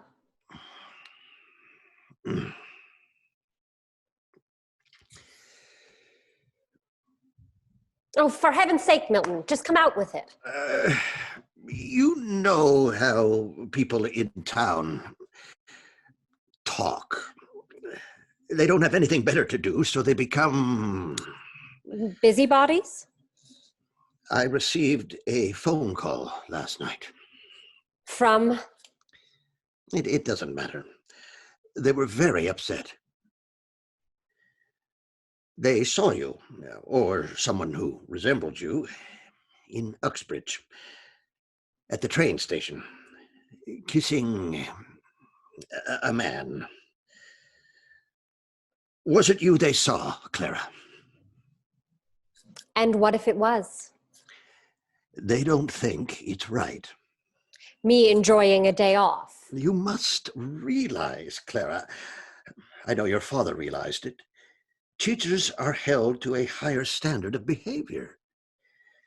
Did they see me fornicating in the street, Milton? Was I servicing an entire Uxbridge Otters hockey team right there on the main street? I should have been more careful. Okay. It doesn't bother me, mind you. Me fornicating in the street. I have my job to do. I've been asked to give you a word of warning. Whoever it is you're going around with, Clara... Why is it, Milton, that minding one's own business is a faint and pious hope in our dear little town of Whitfield? Exterior, small rural motor court, office, day. Frank is registering. Clara stands quietly behind him. The clerk smiles knowingly, hands Frank a key. Frank and I became consumed by our need for each other. I'm almost ashamed to admit this, but it was almost like I was making up for lost time. These weekends have become almost sacred. I'd return home transfixed and often racked with remorse, for I'm afraid we were sometimes careless. Interior mortar courtroom, later. Their clothes strewn about on the floor. Frank and Clara are in the throes of passion. The bed's rusty springs squeak loudly with their rocking motion. Say what you want about the fallen woman, dear sister, but Frank has unleashed in me indescribable pleasures. Clara cries out and flails her arms in ecstasy, inadvertently banging her head against the wall. Moments later, there comes a responding, angry rap from the guest in the adjoining room. Frank and Clara stop. They look at each other, shocked by the force of their own ardor. Then they both break out in peals of muffled laughter. Exterior motor court, the next morning. Clara walks toward Frank's car. She passes the office. The clerk gives her a wide, knowing smile. Interior Frank's car moments later. That clerk looked at me like I was a whore. He was just being friendly. I'm afraid not. What should we do next weekend? Oh, no, wait, damn. I'm at the cottage next weekend, a birthday celebration for one of my nieces. Oh. Sorry. Family obligation. So I'm on hold then. How's that? Cooling my heels until you're available. Oh, please, Clara, try and understand. I understand perfectly. You have your priorities. You have no idea what I have to go through to arrange our weekends together. Just tell me when you can fit me into your busy day and I'll write it into my day book. The damnedest lies I have to tell. Why do you have to lie? I can't be disrespectful, Clara. After all, she is the mother of my children. Of course. So just tell me when you feel like a quick roll in the hay and I'll drop everything and come running. God damn it! Try and understand. Why must I always be the understanding one? A wall has crashed down between them. Frank starts the car and they drive off, two smoldering solitudes. Later, Clara huddled in a corner by the door. She studies Frank as he drives. For the first time, I felt a barrier had fallen between us. I wondered, the next time we make love, if there is a next time, will I have to feign my passion? The thought of that leaves me feeling empty. Exterior Uxbridge CN train station later. Frank's car pulls up. Clara gets out. Any last words? I'll call you.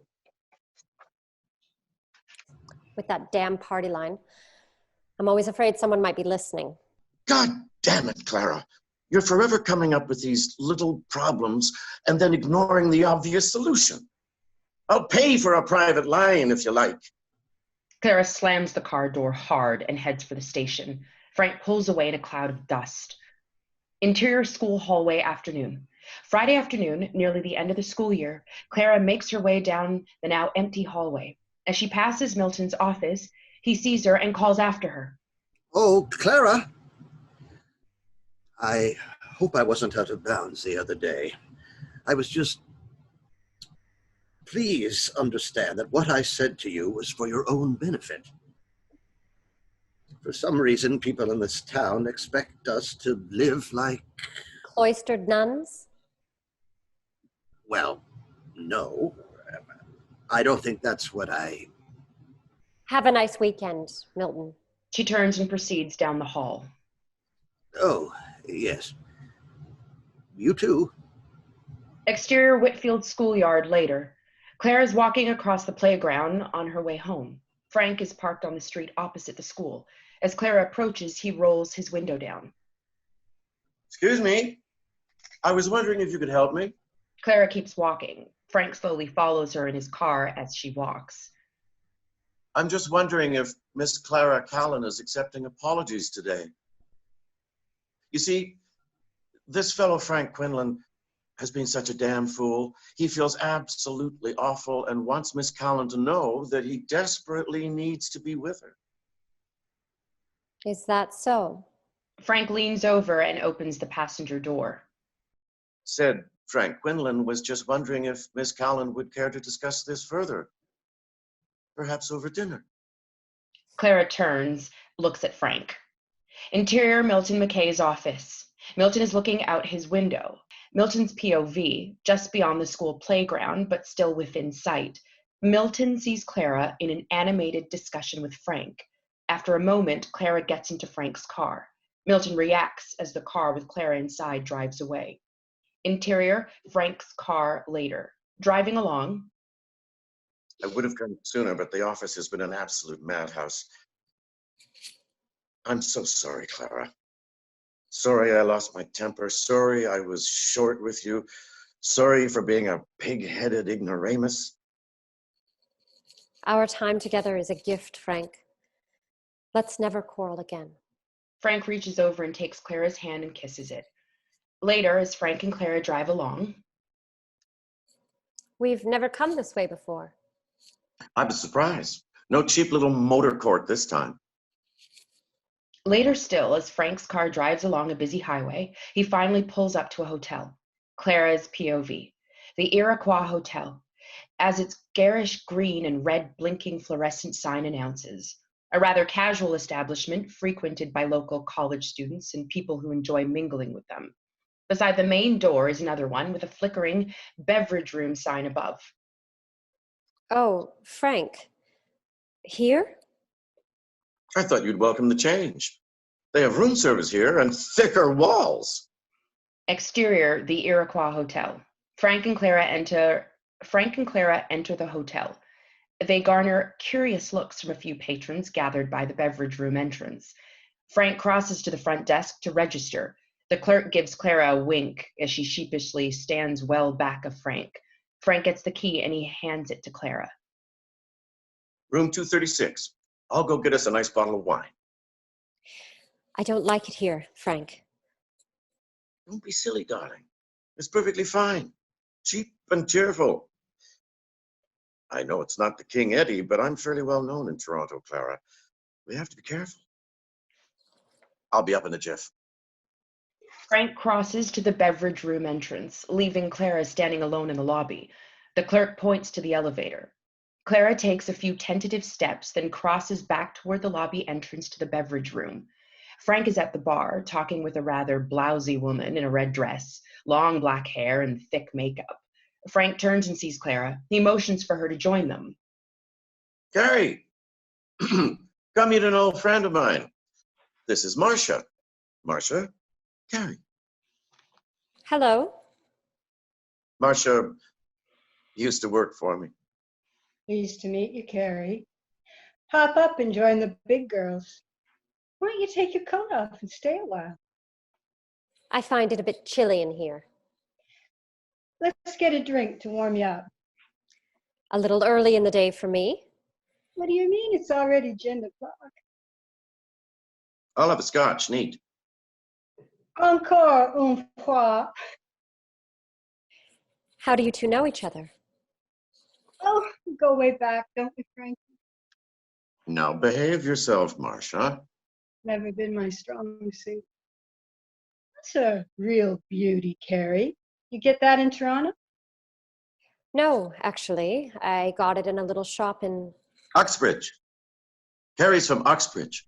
Marcia leans in close to Clara. I bet that fragrance you're wearing didn't come from Oxbridge. It's called Cherry Blossom. I bet. So what's a little gal from Oxbridge doing down here? Looking for some kicks, maybe? Clara looks at Frank. Me too. We're all girls together, Carrie. And here we are stuck with old soggy pants here. Marcia leans in and whispers something in Clara's ear. Clara reacts. She jumps off the bar stool and beats a hasty retreat toward the door. Marcia gives Frank a look and shrugs as if to say, I tried. Exterior, the Iroquois Hotel, moments later. Clara is quite upset. Frank is trying to catch up with her. Clara. Wait, Clara. Please. Marcia's a little rough around the edges, but she means no harm. Clara stops and turns. It's hard for me to believe you actually know people like that. Marcia's had a few. She didn't mean to upset you. Am I too dull for you, Frank? Do you need a woman like that to excite you now? Please, Clara, you're making too big a thing of this. At least let me drive you home, Clara. It'll give us a chance to talk things over. What things, Frank? It seems I can never be sure with you anymore. Interior Callen home, kitchen, day. Clara sits at the kitchen table as she watches the man from Bell taking out her phone. I'll admit they take some getting used to. You sure you don't want to give it another go? It was a nuisance and a waste of money. I'm afraid they're the wave of the future. Well, my future will be blessed with the restorative powers of silence. The phone rings. Clara jumps. Too short? One long. It's for you. Hello? Interior Frank's office and Callen's kitchen. Please don't hang up. There are so many things I want to say to you, Clara. Chief among them is to beg your forgiveness. Clara gives the bellman a look. I'll just be outside. He exits. I honestly don't know what I'll do if you turn your back on me. Clara? Are you still there? Yes, Frank. I know you're not a religious person, Clara, but I've been to church every morning since that day, begging for guidance, for forgiveness. I'm so confused. I envy your faith, Frank. It's so accommodating. Go to confession and start over again with a clean slate. Please, Clara, Does God always forgive you, Frank? do you forgive me? When you go to confession, do you tell the priest about things like that woman at the hotel? Have you told him about us? To tell you the truth, Clara, I don't think God really minds about us. How could he? He's the God of love, after all. Surely he has more important things to think about than two lonely people trying to find a little happiness in this world. On Clara, as she carefully weighs Frank's words, perhaps he's right. Interior Callen home, front parlor, afternoon. Clara sits at the dining room table. She's again writing in her diary. It turns out love has very little to do with pride. I'm drawn back to those early days, that beautiful little inn, the slippery heat of our bodies. Did I ever love him outside of that bed? I thought I did. Was it calculating and devious on both our parts? Am I destined to just be another sad creature with an undernourished heart? There's a knock at the front door. Interior Callen home, front hallway. Clara opens the front door. A young woman is on the doorstep. There's an idling cab out on the street. Miss Clara Callan? Yes? I'm Teresa Quinlan, Frank's daughter. I know that you and my father are engaged in an illicit affair. It might interest you to know that you're one among many women my father has entertained over the years. My father has a nasty habit of picking up lonely women like yourself at Saturday matinees and convincing them he's in love with them. Stricken, Clara tries slamming the door. Teresa prevents the door from closing. Let me finish. Why should I? Your time with him won't be long. I've watched him hurt too many women. He'll soon tire of you, and then he'll find a new playmate and take her to that dreadful hotel. Every Thursday afternoon, it seems. Please leave. I'm sorry this hurts you. Perhaps you'll be more careful next time. Teresa turns and walks quickly toward the waiting cab. On Clara. Shock, dismay, and anger. Interior drugstore phone booth. Later. Frank Quinlan, please. I'm sorry, he's in a meeting. This is extremely important. Is there any way? Who's calling, please? Just put me through to Mr. Quinlan. Say it's an emergency. Mr. Quinlan is a very busy man. He's left strict instructions not to be disturbed with personal matters during business hours. Good day. The secretary has hung up. Clara reacts. Interior Clara's bedroom, night. Clara's asleep in bed. As she awakens, a look of concern crosses her face. She rises and quickly exits. We hear another round of retching from the bathroom. Later, approaching dawn, the bedroom window wide open, Clara sits on the sill, watching as her town slowly awakens. From Clara's POV, a horse-drawn milk wagon slowly trawls the street, the milkman delivering his rattling cargo, bottle by bottle, to the front steps of his waking customers. A paper boy on his bicycle torpedoes the day's news to front porches. Slowly, the street is filled with Whitfield citizens. Robins are heard blissfully chirping as a new day begins. On Clara, her hands gently resting on her abdomen. The fury and mire of human veins. Once again, I feel myself on the precipice of change. The transformation within the darkness of our bodies. The errant seed takes root, and a human life once again begins. Interior Callen home, front hallway, morning. Clara opens the front door and checks the mailbox. There's a letter. She opens the letter and begins reading. Dearest Clara, I've missed seeing you. I tried calling you, but I was told your number had been disconnected. My darling, I pray every night that you aren't done with me.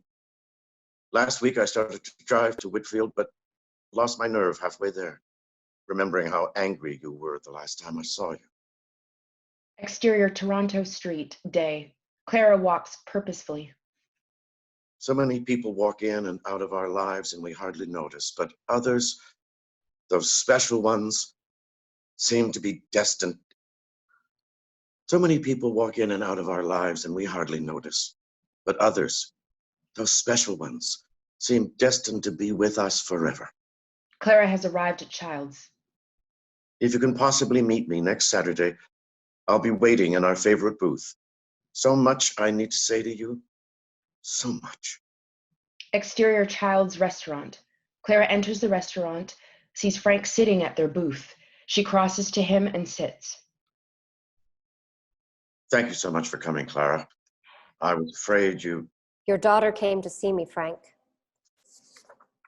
Teresa? What she said was cruel and disturbing. She said you have had many other women in your life. Oh, God. That I'm merely one among many. Let me tell you a little something about my daughter. She said you pick them, us, up at the movie theater, Frank. And that you take them to hotels. Hotels like that terrible place you took me. Teresa has severe mental problems. She's driven us to distraction with her. It seems she's been watching you very carefully. Let me try to explain.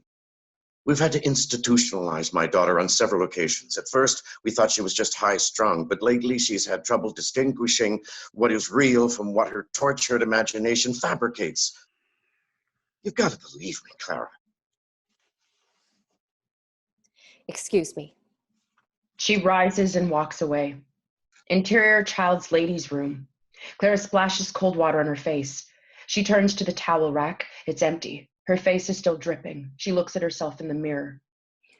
Perhaps women like me should avoid the carnal wars.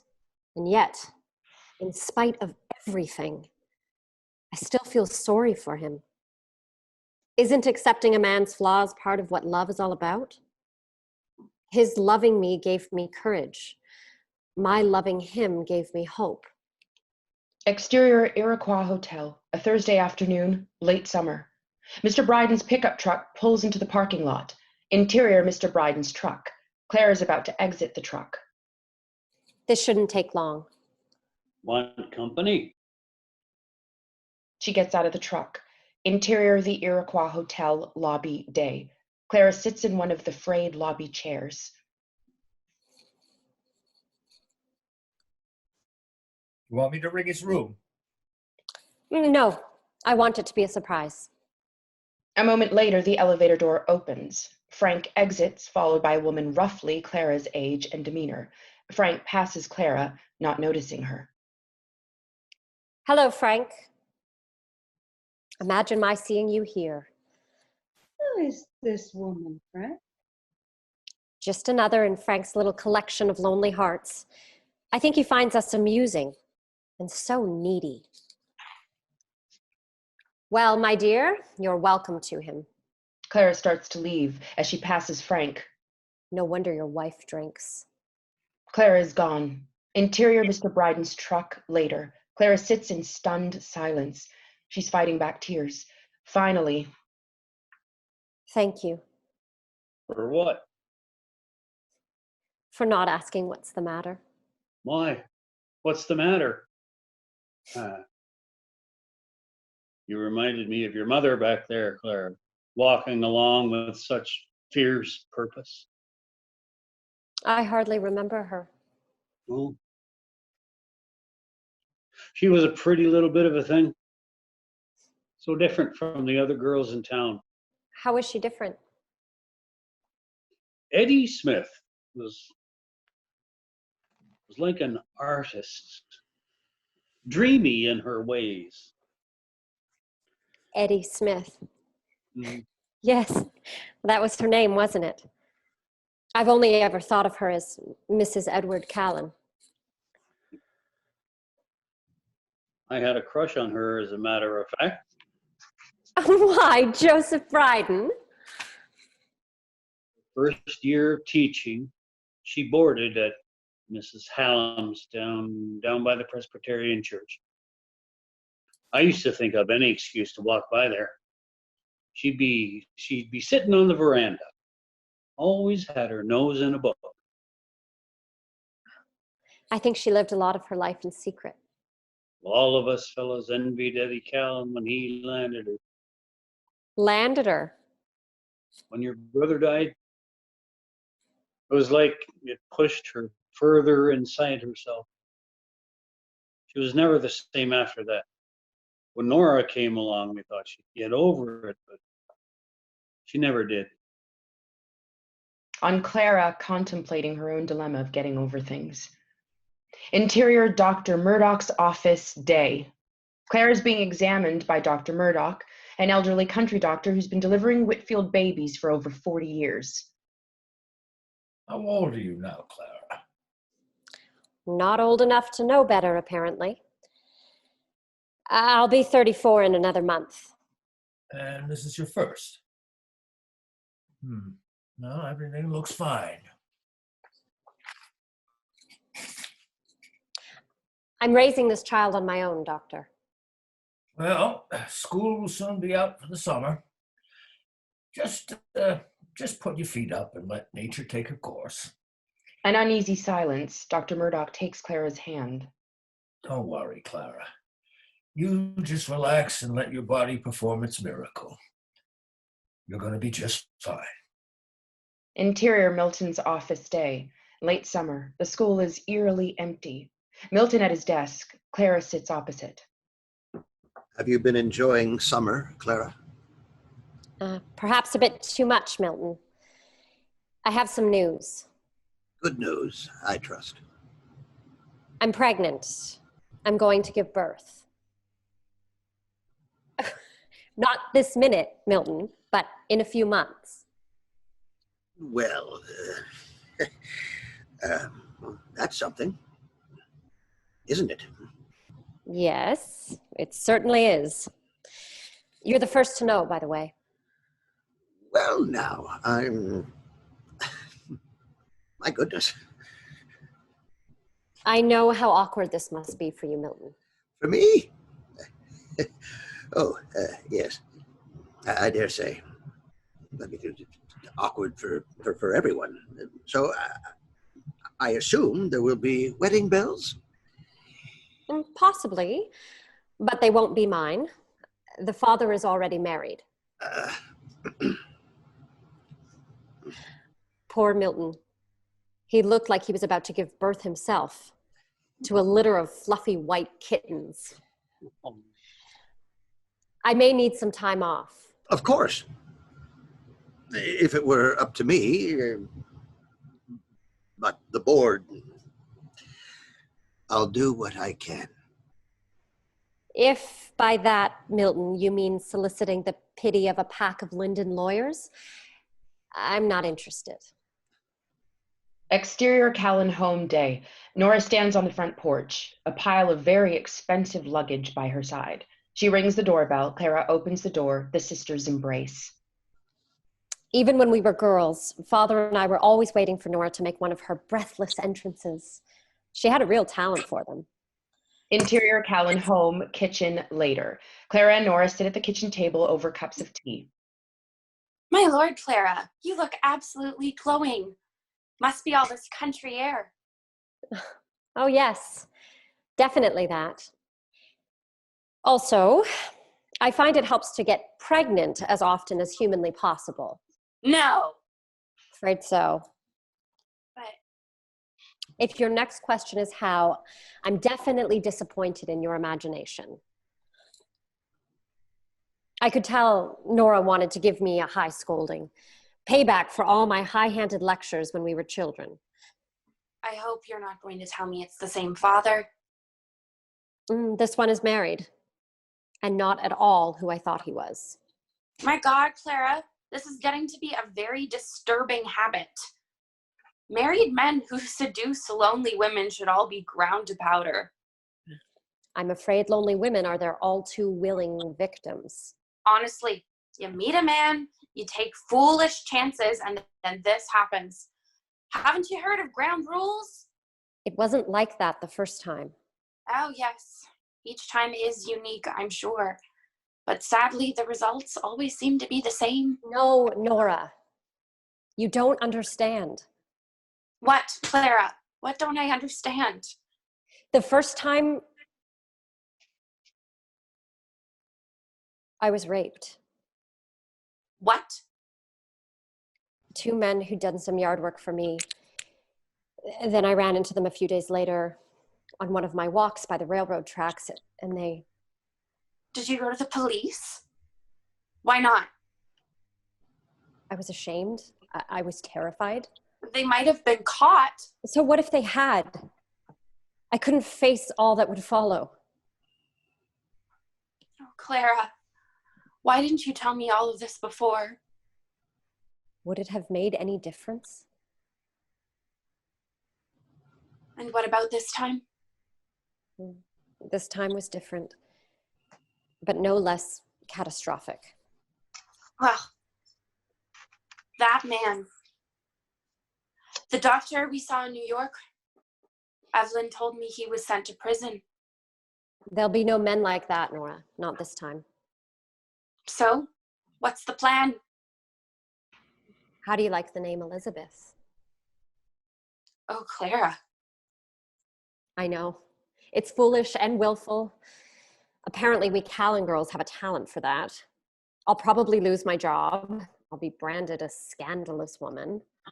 But, Clara... My mind is made up, Nora, so you can save your breath to cool your porridge. You're starting to sound like father. The sisters stare grimly at one another for a moment. Then slowly the ice breaks. They begin to laugh. The laughter grows, consuming them both in gales of hysteria as they fall again into each other's arms. Interior Callen home, kitchen, night. The kitchen table is piled high with presents. Clara and Nora excitedly examine a pile of gifts. A few days later, Nora disappeared for a whole day and returned that night laden with gifts for the babies. Clothes, toys, and a virtual library of books on child rearing. Interior Callen home, bedroom, morning, a few days later. Nora sits at the vanity applying her makeup with a skilled hand. Clara watches her, fascinated by her dexterity. Nora's visits flew by. It was as if we both somehow sensed it would be a long time before we saw each other again. Are you happy, Nora?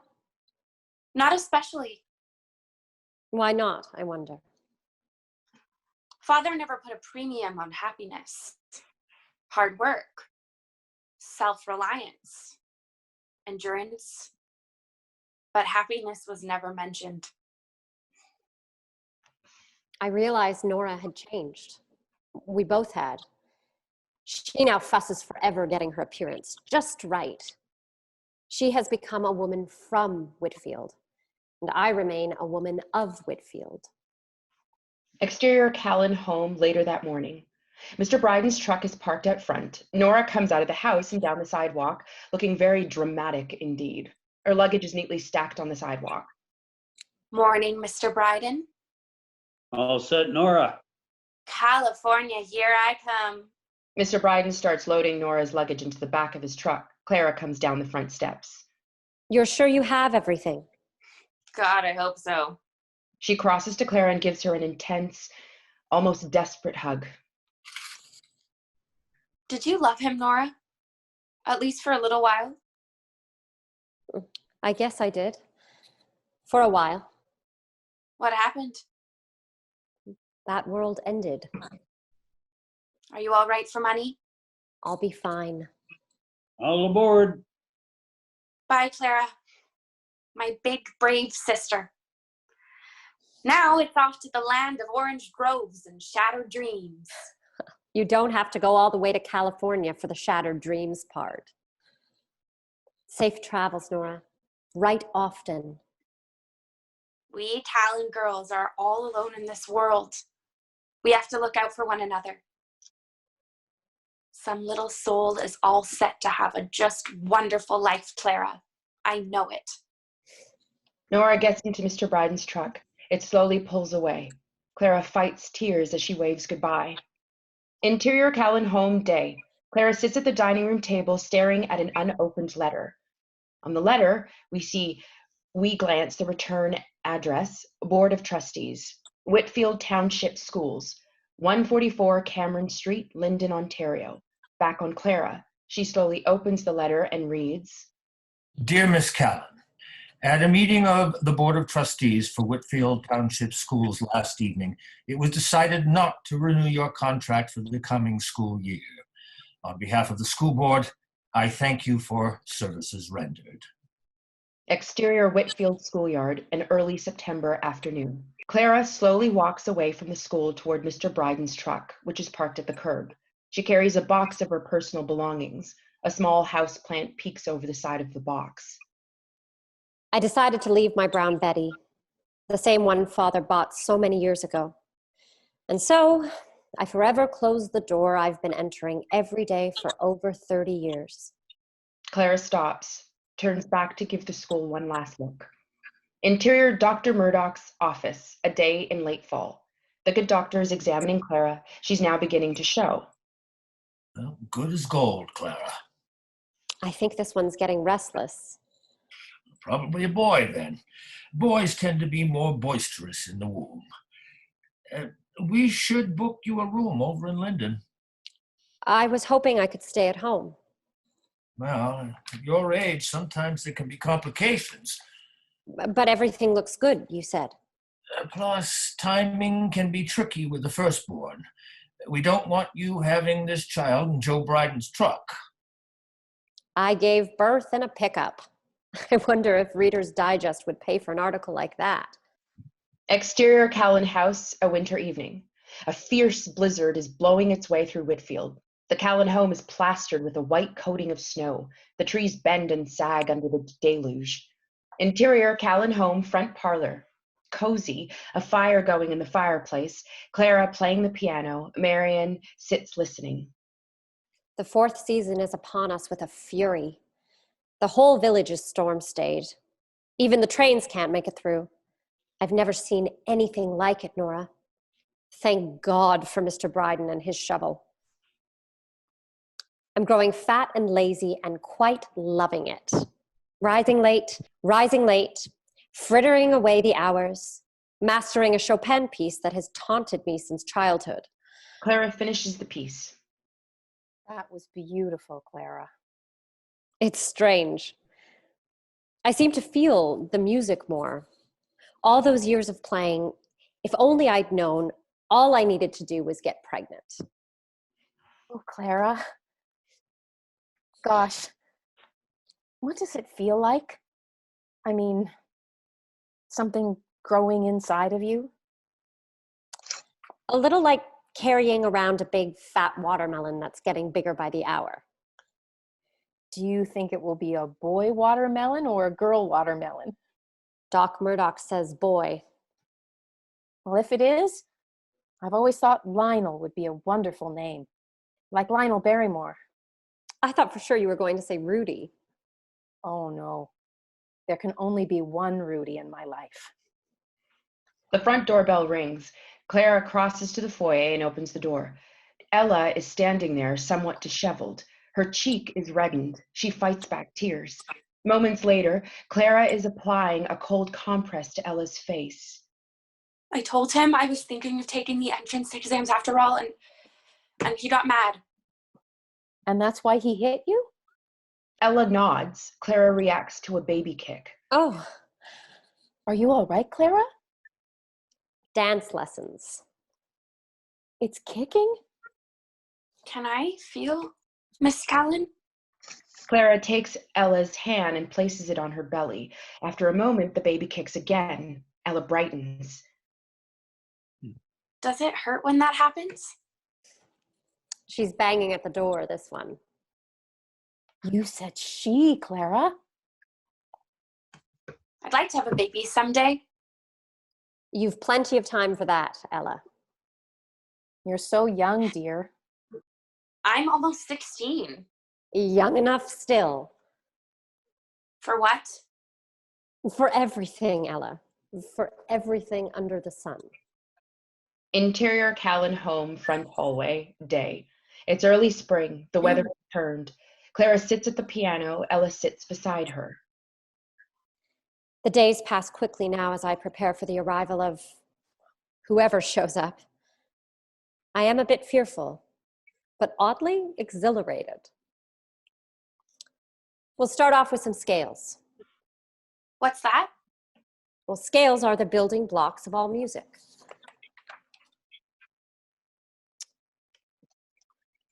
So that's a scale in the key of C, no sharps or flats. No black keys. Ella is no longer enthralled with Manly Cray, and she is planning on taking the entrance class exams in the fall. Small battle won. The big ones lie ahead. Miss Callen, Yes, Ella?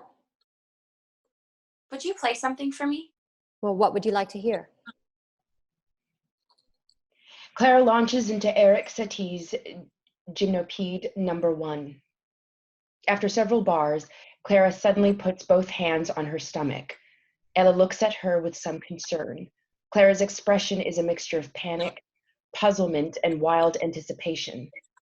Satie's music continues throughout this next segment. Exterior Callen house moments later. Ella rushes next door to the Brydens. She pounds on the door. Mrs. Bryden answers. Ella imparts an urgent message. Mrs. Bryden and Ella rush back to the Callen house. A few minutes later, a car pulls up.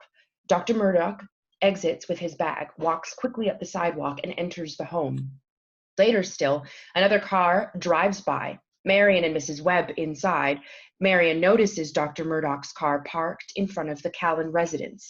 She motions her mother to stop. The Webb car pulls over. Marion gets out, and as quickly as her foot will allow, she walks up the sidewalk and rings the bell. The door opens and Marion enters. Interior Callen home, upstairs hallway later. Marion and Ella sit outside Clara's bedroom. The door opens. Mrs. Bryden sticks her head out. Marion and Ella look up. Mrs. Bryden shakes her head. Marion and Ella, disappointed, hunker down for the wait ahead. Time passes. Marion and Ella still keeping the vigil. The bedroom door opens again. Dr. Murdoch peeks out. His sleeves are rolled up and beads of sweat dot his forehead. Marion and Ella look up. Murdoch shakes his head. Marion and Ella exchange worried looks. Interior Callen home, front hallway. Marion opens the front door. Ella stands behind her. Mr. Bryden stands on the front porch. Marion shakes her head. Mr. Bryden crosses to a chair on the porch and sits. Mr. Bryden sitting steadfastly on the porch, waiting. Suddenly, a newborn's cry rings out. Mr. Bryden jumps up and claps his hands in joy. The piano music ends. Interior Callen home, upstairs hallway. Marion and Ella look at one another. They jump up in exultation and hug one another. Interior Clara's bedroom. Clara lies in bed. Gathered around are Marion, Ella, and Mrs. Bryden, who is placing the newborn on Clara's breast. A little girl, Clara. It won't be Lionel then. Elizabeth, called Lizzie, perhaps. On Clara as she studies this child, her child. And now, that which is over will begin in earnest, and nothing will ever be the same. We hold on the infant. Slow fade to exterior Callen home, front porch. A warm spring morning. Clara sits on the porch swing, cradling her baby. Marion sits beside her. Ella stands nearby, watching intently. Her fingers are so long. Maybe she'll play the piano someday. Miss Callen? Clara nods. Mr. Bryden appears from next door. He's pushing an old-fashioned baby carriage. You wouldn't believe the things people throw away nowadays. I was about to go looking for one of those. Clean her up, almost as good as new. It looks British. I hear they're the best. Clara crosses down to the carriage with Lizzie. Clara tucks Lizzie in the carriage and slowly pushes her down the sidewalk. Where are you going, Miss Callen? I think it's time my Lizzie met the world. Clara begins pushing Lizzie down the street. In the background, we see Marion, Ella, and Mr. Bryden watch her go. On Clara. Perhaps, when she's ready, I'll tell Lizzie the story of my life, about how difficult and puzzling and full of wonderment it all was. Exterior Whitfield Street moments later. Clara and Lizzie enter the center of Whitfield. She receives some odd looks from a few passers-by. She smiles, nods, and continues her stroll. My dearest Lizzie, I'll begin One beautiful fall day, a very long time ago, a man hurt me, but I survived. And later I met your father at a movie house in Toronto. My darling daughter, life serves you a bouquet of pain and pleasure. I'll try and help you survive the former, but you must promise to cherish the latter. On some winter afternoon, perhaps, when we turn the lights on early, I will begin by conjugating for you the elemental verb, I am, you are, it is. Fade out. The end. Thank you, everybody.